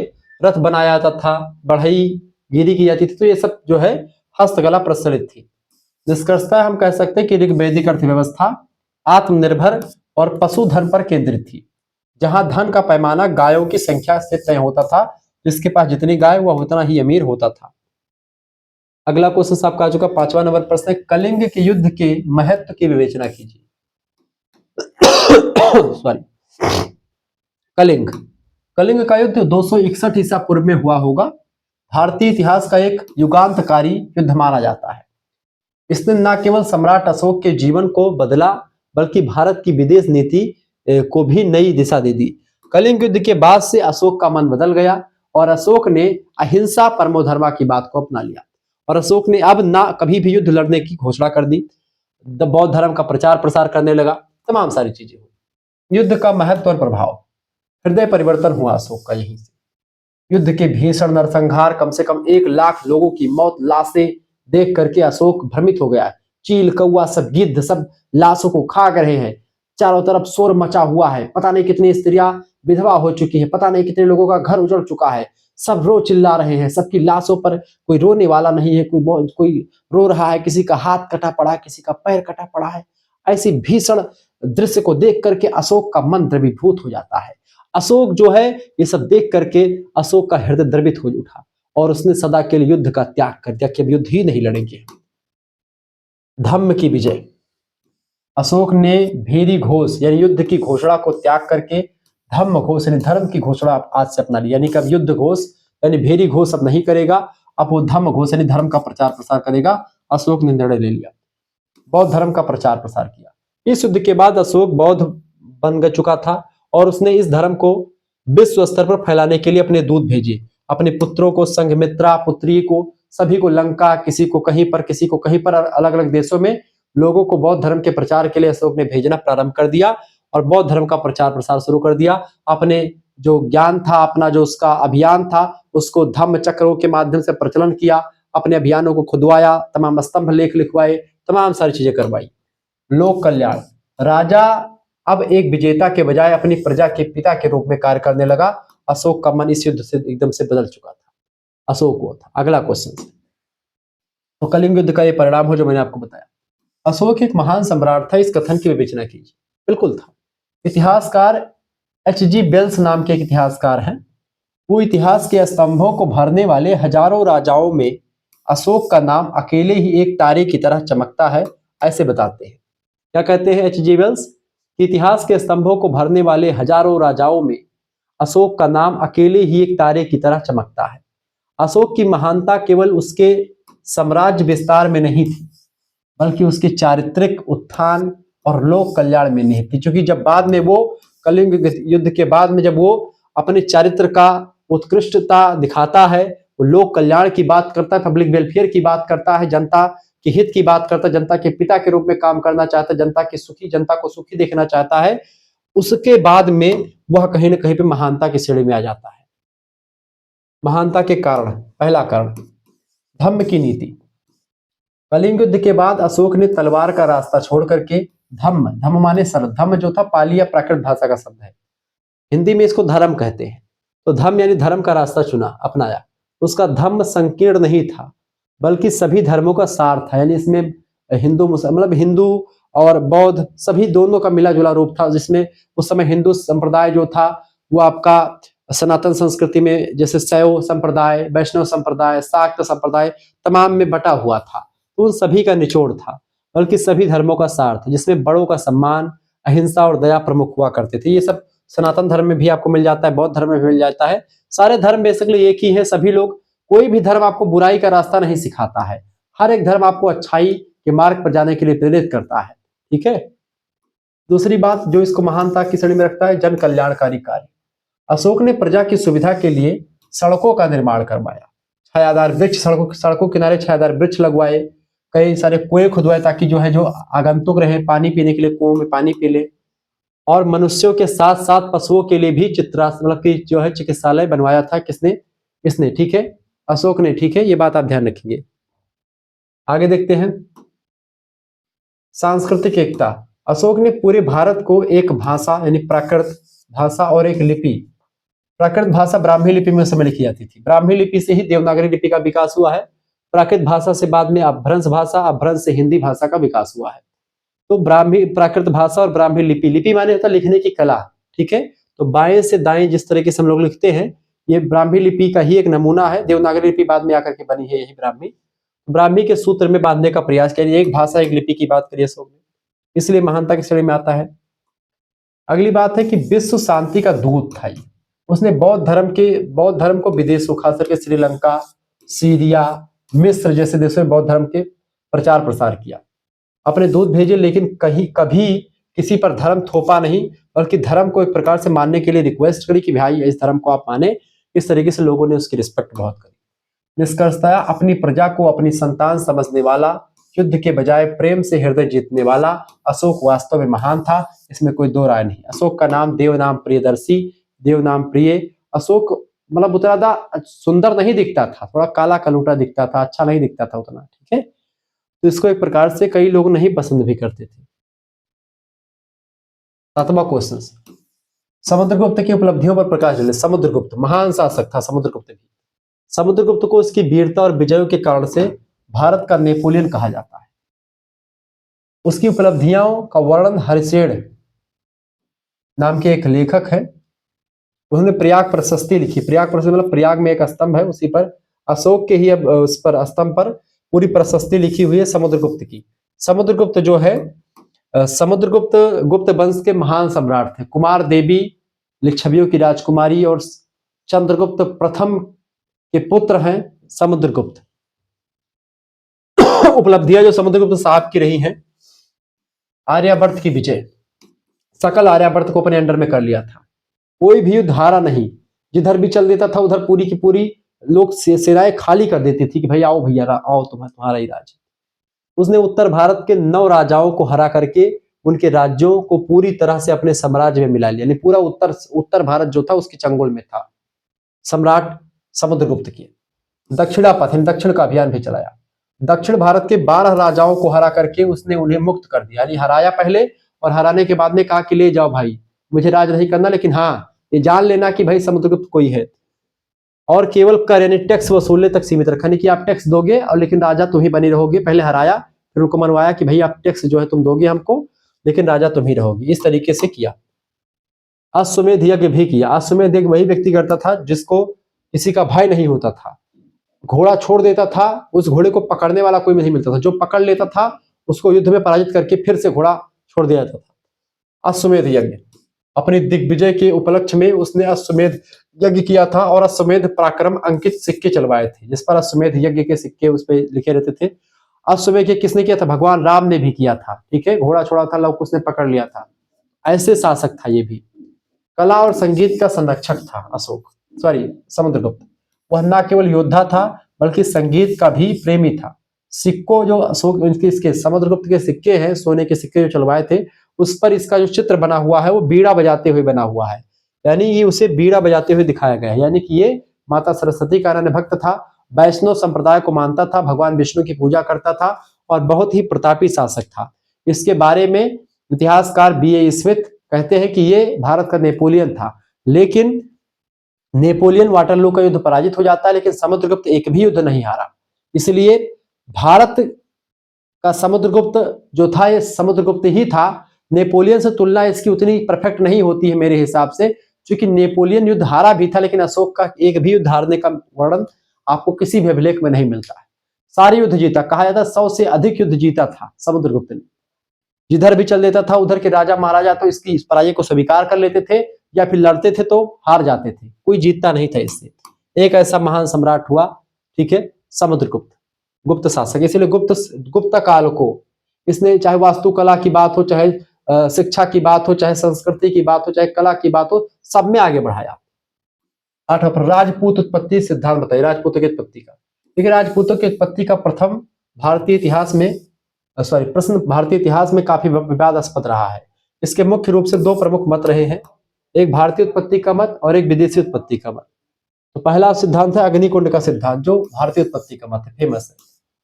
चंद्रबरदाई की पुस्तक है पृथ्वीराज रासो, उसके अनुसार ऋषि वशिष्ठ ने आबू पर्वत पर एक यज्ञ किया था, जिसके अग्निकुंड से 4 राजपूत वंशों का उत्पत्ति हुई थी, जिसमें प्रतिहार वंश, परमार वंश और चालुक्य वंश और चौहान वंश। चौहान वंश को ही चाहमान वंश कहा जाता है। इसी वंश के पृथ्वीराज चौहान थे। इसी की उत्पत्ति के लिए बेसिकली पृथ्वीराज चौहान, पृथ्वीराज रासो इसलिए लिखा था चंद्रबरदाई ने, क्योंकि पृथ्वीराज चौहान का वो सेनापति था, सेनापति भी था और कवि भी था, राष्ट्र कवि था उस समय का। तो चौहान वंश, प्रतिहार वंश, परमार वंश और चालुक्य वंश की उत्पत्ति जो हुई है, राजपूतों की उत्पत्ति, ये जो है यज्ञ कुंड से हुई है। महर्षि वशिष्ठ ने आबू पर्वत पर तपस्या की थी और यज्ञ कुंड से 4 क्षत्रियों को उत्पन्न किया था रक्षा के लिए, ठीक है। ये था भारतीय मत। विदेशी का दूसरा मत है आपका विदेशी उत्पत्ति का सिद्धांत। कर्नल टाड जैसे इतिहासकारों का मानना है कि राजपूत शक, कुषाण और हूण जैसी विदेशी जातियों की संतान थे, जिन्होंने बाद में हिंदू धर्म अपना लिया और ये एक प्रकार क्षत्रिय बन गए। यानी इन्होंने कहा कि शक आए विदेशों से, कुषाण आए या हूण आए, उन्हीं का मिला जुला रूप क्षत्रिय, मतलब कि जो ये है राजपूत लोग वो ये थे। कौन मानता? कर्नल टाड मानते, लेकिन इस बात को भी खंडित किया गया। ये भी उतना परफेक्ट सिद्धांत नहीं है। तीसरा सिद्धांत है आपका प्राचीन क्षत्रियों की संतान। कुछ विद्वान इन्हें सूर्यवंशी और चंद्रवंशी क्षत्रियों की वंशज मानते हैं। चंद्रवंश सूर्यवंश जो है आपका, जैसे मथुरा के राजा या जो भगवान अयोध्या के राजा जो थे सूर्यवंश के राजा थे, तो उन सभी का एकदम से वो माना, वंशज माना। निष्कर्षतः हम कह सकते हैं कि आधुनिक शोधों के अनुसार राजपूत प्राचीन क्षत्रियों और भारत में घुल मिल गई विदेशी जातियों का एक मिश्रित समूह कह सकते हैं। राजपूत जो थे प्राचीन क्षत्रियों का, और जो विदेश में विदेशी जो आए भारत में मिले, उन सभी का मिला जुला रूप कह सकते हैं अलग अलग विद्वानों के अनुसार। अगला क्वेश्चन, प्रश्न है भारत में सामंती व्यवस्था के लक्षणों का उल्लेख कीजिए। देखिए पूर्व मध्यकाल 600 ईस्वी से लेकर के 1200 ईस्वी में भारत में एक नई राजनीतिक और सामाजिक व्यवस्था का उदय हुआ, जिसे सामंतवाद कहा गया, फ्यूडलिज्म कहा गया। इसके बारे में मैंने आपको बताया भी था। राजा महाराजा लोग भूमि की दान देते थे और उससे सामंतों का उदय हुआ। सामंतों का अधिकार पूरा भूमि पर होता था, वो अपने हिसाब से करते थे। धीरे धीरे ही सामंत अमीर होते गए और छोटे छोटे राज्यों का उदय होना शुरू हो गया। पहली बात, भूमि अनुदान। राजा अपने अधिकारियों और ब्राह्मणों को नगद वेतन के बजाय भूमि का एक हिस्सा दान में देता था, या भूमि प्राप्त करने वाला व्यक्ति ही सामंत कहलाता था। प्रशासनिक अधिकार। सामंत अपनी भूमि पर केवल खेती ही नहीं करवाते थे, बल्कि उन्हें वहां न्याय करने, कर वसूलने और शासन चलाने का भी अधिकार मिल जाता था। यानी कि जितनी भूमि सामंतों को मिलती थी, उस भूमि पर उसी सामंत का राजनीतिक, न्यायिक, सब टैक्स वसूलने का अधिकार इतनी भूमि पर उस सामंत को हो जाता था, ठीक है। सैनिक सेवा। सामंतों का मुख्य कर्तव्य था युद्ध के समय राजा को एक निश्चित संख्या में सैनिक और हथियार उपलब्ध करवाना। सामंत लोग सैनिक भी रखते थे। अलग अलग सामंतों से सैनिक जो थे राजा को युद्ध के समय में दिए जाते थे, ठीक है। तो सैनिकों की देखभाल करना होता था, कौन? सामंत लोग ही करते थे। अलग अलग सामंत लोगों के पास अलग अलग सेना होती थी, वो सब सेना राजा को भेजते थे। किसानों का शोषण हुआ यहाँ पर। सामंती व्यवस्था में किसान पूरी तरह सामंत पर निर्भर हो गए थे। सामंतों के हिसाब से उनको काम करना पड़ता था। सामंतों के हिसाब से सैलरी मिलती थी उनको, ये सारी चीजें थी। उन्हें बेगारी में उनको काम करना पड़ता था, बिना मजदूरी के काम करना पड़ता था कभी कभी, ठीक है। भाई आप काम करिए, आपको इस खाना वाना मिलता रहेगा, आप काम करते जाओ। ये भी जो है इसी में सामंती व्यवस्था का ही एक परिणाम था। इसके अलावा उप सामंतीकरण, बड़े सामंत अपनी भूमि को छोटे छोटे टुकड़ों में बांट करके और छोटे सामंत बना लेते थे, जिससे सत्ता का विकेंद्रीकरण हुआ, सत्ता अलग अलग लोगों के हाथों में चली गई। इसका अर्थ हम कह सकते हैं कि इस व्यवस्था ने केंद्रीय सत्ता को कमजोर कर दिया, जिससे भारत छोटे छोटे राज्यों में विभाजित हो गया था और विदेशी आक्रमणकारियों के लिए रास्ता आसान हो चुका था। सामंतीवादी या सामंतवादी व्यवस्था कहीं न कहीं पे ही विदेशी जो आए और यहाँ पर सफल होते गए, चूंकि एक सामंत को मिलाकर के दूसरे सामंत पर आक्रमण करवा देते थे और इस तरीके से सत्ता को हथिया लेते थे। विदेशियों ने इसी सामंतवादी व्यवस्था का फायदा उठाया और छोटे छोटे राज्य तमाम सारे बन चुके थे। अब दीर्घ उत्तरीय प्रश्नों की बात की जाए, पहला प्रश्न, हड़प्पा सभ्यता की प्रमुख विशेषताओं का वर्णन कीजिए। ये प्रश्न आपका हो ही चुका है, कई मतलब लघु उत्तरीय में भी हमने बता रखा है इसको, लेकिन पेपर में पूछा गया था तो इसलिए चर्चा कर दिया मैंने, ठीक है। तो ये सारे प्रश्न आप देख लीजिएगा। हड़प्पा सभ्यता, जिसे सिंधु घाटी सभ्यता भी कहा जाता है, विश्व की प्राचीनतम ताम्र पाषाणिक और पहली नगरीय सभ्यता थी, जिसकी खोज 1921 में दयाराम साहनी ने करी थी। मोहनजोदाड़ो की खोज किसने करी थी? 1922 में राखालदास बदाजी ने करी थी। अद्भुत नगर नियोजन था। हड़प्पा सभ्यता की सबसे बड़ी पहचान उसकी सुनियोजित नगर व्यवस्था थी। शहर दो भागों में बटा हुआ था। पश्चिमी टीला जो दुर्ग यानी किला होता था, जहां शासक वर्ग रहता था, और पूर्वी टीला निचला नगर था, जहां पर आम जनता रहती थी। सड़कें एक दूसरे को समकोण पर काटती थी, जिसे ग्रिड पद्धति कहा जाता था, 90 डिग्री पर सीधी सीधी। बेजोड़ नल निकासी हुआ करती थी, जल निकासी। यहाँ की नालियां पक्की ईंटों से बनी थी, पत्थर की स्लेब से ढकी रहती थी। घरों का गंदा पानी छोटी नालियों से होकर के गली की बड़ी नाली में गिरता था। सफाई के लिए जगह जगह पर मेन होल बनाए गए थे, जो आधुनिक नगरों जैसी व्यवस्था थी, यानी कि जैसे चैम्बर बनते थे जहां पर खोल करके नालियों को सफा दिया जाता था। भवन निर्माण, मकानों के निर्माण में पक्की ईंटों का प्रयोग हुआ करता था। घरों में रसोई घर, आंगन और अस्थानागार की अलग व्यवस्था थी। नहाने वाला, खिड़कियां मुख्य सड़क की ओर न खुल करके गलियों की ओर खुलती थी, इस व्यवस्था थी। विशाल स्नानागार और अन्नागार, मोहनजोदाड़ो से प्राप्त विशाल स्नानागार इस सभ्यता की इंजीनियरिंग का उत्कृष्ट नमूना है। इसका उपयोग शायद धार्मिक अनुष्ठानों के लिए होता था। वहीं अन्नागारों का निर्माण अनाज को सुरक्षित रखने के लिए किया जाता था। आर्थिक जीवन, यहाँ के लोग कृषि और व्यापार दोनों में निपुण थे। वे कपास उगाने वाले विश्व के पहले लोग थे। लोथल जैसे बंदरगाहों से मेसोपोटामिया तक का व्यापार हुआ करता था। सामाजिक और धार्मिक जीवन, समाज जो था मातृ सत्तात्मक प्रतीक होता था, क्योंकि बड़ी संख्या में मातृ देवी की मूर्तियां मिली हैं। वे पशुपति, शिव, प्रकृति, वृक्ष और पशुओं की पूजा हड़प्पा सभ्यता के लोग किया करते थे।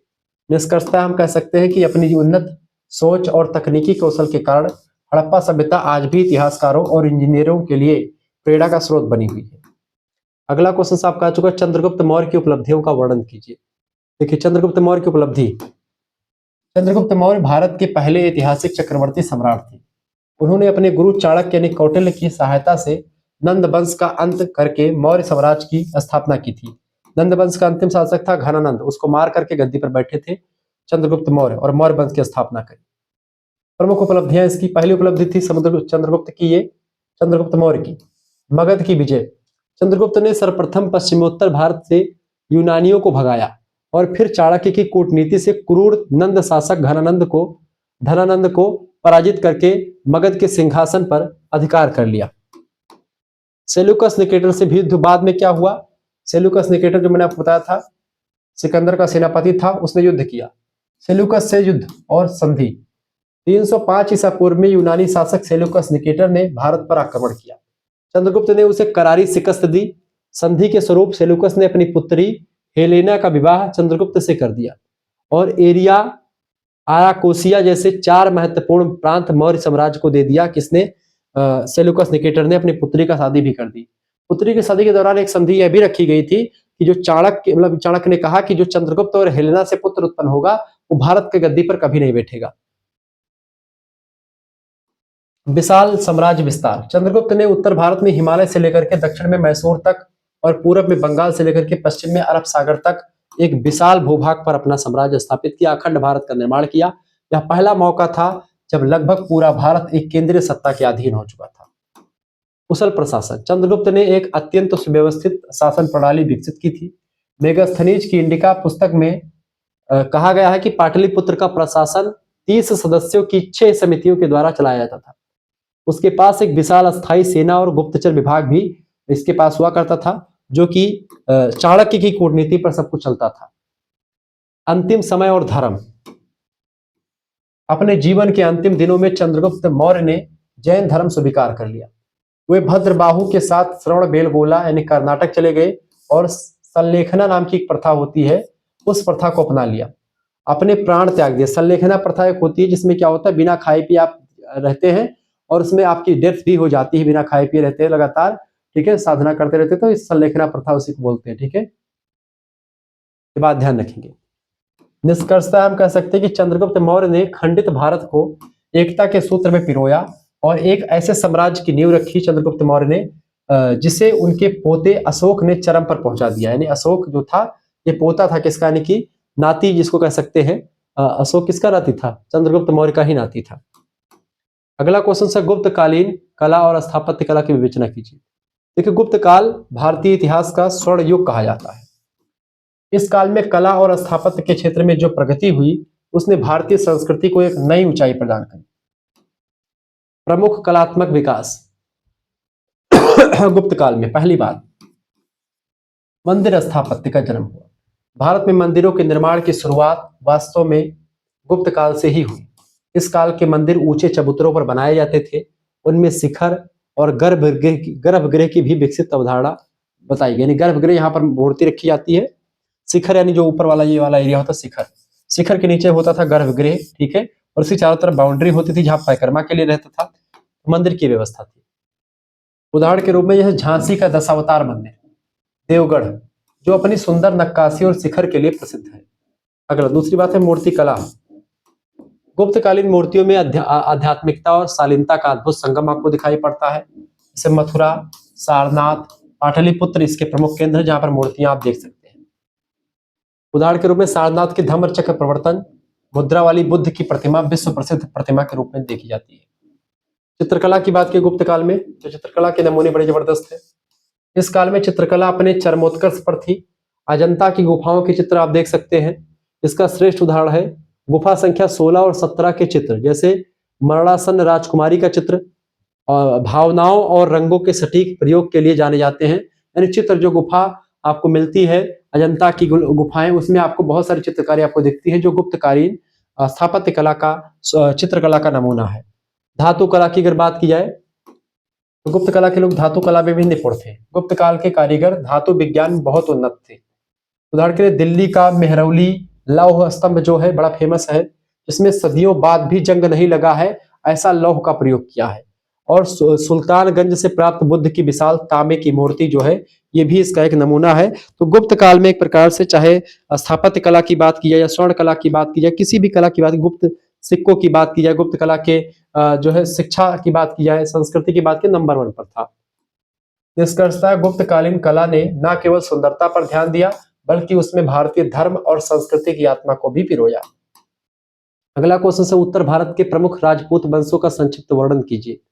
देखिए, सम्राट हर्षवर्धन की मृत्यु जब हो जाती है उसके बाद उत्तर भारत में राजनीतिक शून्यता आ चुकी है, जिसे विभिन्न राजपूत वंशों ने भरा। 18वीं से 12वीं शताब्दी तक का जो समय काल है राजपूत काल के नाम से जानते हैं, जो कि 647 ईस्वी में आप देखते हैं इनकी मृत्यु हो जाती है। हर्षवर्धन की जो अंतिम हिंदू सम्राट थे, और यहीं से लेकर के 12वीं शताब्दी तक 1206 ईस्वी तक क्या रहता है, 1206 में दिल्ली सल्तनत की स्थापना होती है। इतने वर्षों में आप देखते हैं लगभग 600 वर्षों का समय काल, 550 वर्षों का समय काल जो रहा है, इसी को हम जानते हैं बेसिकली किसके नाम से बेटा, राजपूत काल के नाम से जानते हैं। ठीक है। प्रमुख राजवंशों की बात की जाए तो पहला वंश था गुर्जर प्रतिहार वंश। इस वंश के संस्थापक नागभट्ट प्रथम हुआ करते थे। इन्होंने अरब आक्रमणकारियों को भारत में घुसने से रोका। मिहिर भोज इस वंश के सबसे प्रतापी शासक थे, गुर्जर प्रतिहार वंश के, जिन्होंने कन्नौज को अपनी राजधानी बनाया था। दूसरा वंश था गढ़वाल वंश, जो कन्नौज इसकी राजधानी थी गढ़वाल वंश की। ठीक है। प्रतिहारों के पतन के बाद कन्नौज पर गढ़वालों का अधिकार हुआ था। इस वंश का सबसे प्रसिद्ध राजा जयचंद हुआ था, गढ़वाल वंश का। अगला जो आपका वंश था चहमान या चौहान वंश। अजमेर या दिल्ली के आसपास इनका पूरा इलाका था। यह राजपूतों का सबसे साहसी वंश माना जाता है। पृथ्वीराज चौहान या पृथ्वीराज तृतीय जिनको आप कहते हैं, इस वंश के महानतम शासक थे। इन्हीं का सेनापति चंद्रवरदायी था, जिसने पृथ्वीराज रासो नाम का ग्रंथ लिखा था। इन्होंने 1191 ईस्वी में तराइन के पहले युद्ध में मोहम्मद गौरी को बुरी तरीके से पराजित किया था। इसको एक खिलजी सैनिक लेकर के भाग नहीं गया होता मोहम्मद गौरी को, मोहम्मद गौरी मृत्यु हो जाती और मर जाता और भारत की दशा आज कुछ और होती। लेकिन इसने छोड़ दिया और वो भाग गया, लेकर के बच गया किस तरीके से, और 1192 में दोबारा से आकर आक्रमण करता, पृथ्वीराज चौहान उसमें हार जाते हैं। लेकिन इतिहास हमको सही तरीके से बताया नहीं जाता है कि भाई क्या हुआ था क्या नहीं हुआ था, पूरी जानकारी नहीं मिलती। परमार वंश मालवा, इसकी राजधानी धार थी। राजा भोज इस वंश के सबसे विद्वान और पराक्रमी राजा थे। वे साहित्य और कला के महान संरक्षक थे। परमार वंश भी एक महान वंश था। मालवा इसकी राजधानी हुआ करती थी। चंदेल वंश अगला वंश था। बुंदेलखंड का इलाका पूरा चंदेल वंश के आसपास था। तो ये सब राजपूत काल के शासक है। इन्होंने जेजाग भुक्ति पर शासन किया था। चंदेल वंश के शासकों ने। विश्व प्रसिद्ध खजुराहो के मंदिर चंदेल राजाओं की ही देन है। धंग और यशोवर्मन इस वंश के प्रमुख शासक हुआ करते थे। ठीक है, अगला वंश था आपका पाल वंश, जो बंगाल में था। बंगाल का पाल वंश गोपाल के द्वारा स्थापना हुई थी, यानी पाल वंश का संस्थापक कौन था? गोपाल था। इस वंश ने पूर्वी भारत पर शासन किया। धर्मपाल ने विक्रमशिला विश्वविद्यालय की स्थापना भी की थी, ये बात ध्यान रखिए, इसलिए धर्मपाल बड़ा फेमस शासक है पाल वंश का। निष्कर्ष ये निकलता है कि राजपूतों ने अपनी वीरता से लंबे समय तक विदेशी आक्रमणों का सामना किया और भारतीय संस्कृति व धर्म की रक्षा की। हालांकि आपसी फूट की वजह से अंततः तुर्क सफल हो गए और भारत पर तुर्कों का अधिकार होना शुरू हो गया। और 1206 ईस्वी तक का समय आते आते भारत से पूरा एक प्रकार से जो राजपूत सत्ता थी वो निपट जाती है और मुस्लिम सत्ता की स्थापना होती है। 1206 ईस्वी में दिल्ली सल्तनत की स्थापना होती है। अब सेकंड सेमेस्टर में आप दिल्ली सल्तनत यानी 1206 ईस्वी से लेकर के और पढ़ेंगे कहां तक? 1707 ईस्वी तक का इतिहास पढ़ेंगे आप। ठीक है, क्लियर? 1526 तक आपका रहता है और 1526 में मुगल वंश की स्थापना हो जाती है। नहीं कि दिल्ली सल्तनत और मुगल वंश आपको सेकंड सेमेस्टर में पढ़ना है। इसका पूरा पीडीएफ प्राप्त करने के लिए 9984 039 139 पर एसएमएस करें। सभी सब्जेक्ट की पीडीएफ की पूरी व्यवस्था कर दी गई है। अपना नाम, अपनी यूनिवर्सिटी का नाम, अपने सब्जेक्ट के नेम और आपके सेमेस्टर अपने सेमेस्टर का नाम लेकर के भेज दीजिएगा। प्रथम एंड सेकंड दोनों सेमेस्टर की फीस आपके लिए 150 रुपए कर दी गई है। अभी ऑफर चल रहा है आपके जनवरी तक। ठीक है, फर्स्ट एंड सेकंड दोनों सेमेस्टर की फीस कितनी है? 150 रुपए। इसमें आपको क्या क्या मिलेगा? प्रथम सेमेस्टर का सभी सब्जेक्ट आपको मिल जाएगा, PDF notes, live class, video lecture, सब कुछ आपको मिल जाएगा। को करिकुलर, फूड न्यूट्रिशन, हाइजीन या फर्स्ट एड एंड हेल्थ कोई भी आपका है तो को करिकुलर का जो ऑब्जेक्टिव पेपर होगा उसके 5-5 प्रैक्टिस सेट, मतलब 5 या 6 आपके क्वेश्चन पेपर साल फॉर्म में। ठीक है, फूड न्यूट्रिशन हाइजीन के भी और फर्स्ट एड एंड हेल्थ के वो आपको मिल जाएंगे। सबसे महत्वपूर्ण बात यह है कि आपको यहाँ पर मेजर माइनर को करिकुलर सब की पीडीएफ आपको मिल जाएंगे। ऐसे आपने प्रैक्टिस सेट ये देखिए, आपने ऐसे तमाम सारे प्रैक्टिस सेट और अवेलेबल है दूसरे चैनल पर शुक्ला हिस्ट्री पॉइंट पर, वो सब की पीडीएफ भी आपको मिल जाएगी, वीडियो लेक्चर्स मिल जाएंगे, तमाम सारे सब कुछ आपको मिल जाएगा। ठीक है, तो ये सब आपको मिल जाएगा सभी सब्जेक्ट। और प्लस में आपको 6 महीने तक का आपका ग्रुप मिल जाएगा सेकंड सेमेस्टर की। इसमें लाइव क्लास होगी, वीडियो लेक्चर्स मिलेंगे, पीडीएफ नोट्स मिलेंगे, सेकंड सेमेस्टर वाला भी सभी सब्जेक्ट। तो सेकंड सेमेस्टर का सभी सब्जेक्ट और फर्स्ट सेमेस्टर का सभी सब्जेक्ट आपको दोनों मिल जाएगा 150 रुपए में। केवल फर्स्ट सेमेस्टर का जुड़ना चाहते हैं तो केवल फर्स्ट सेमेस्टर की फीस कितनी है बेटा? केवल फर्स्ट सेमेस्टर की फीस 100 रुपए है, जिसमें सभी सब्जेक्ट का नोट्स और इसे मिल जाएगा। लेकिन केवल एग्जाम तक, यानी फर्स्ट सेमेस्टर का एग्जाम हो जाएगा, फिर उसके बाद में आपका फीस मतलब कि कंप्लीट हो जाएगी।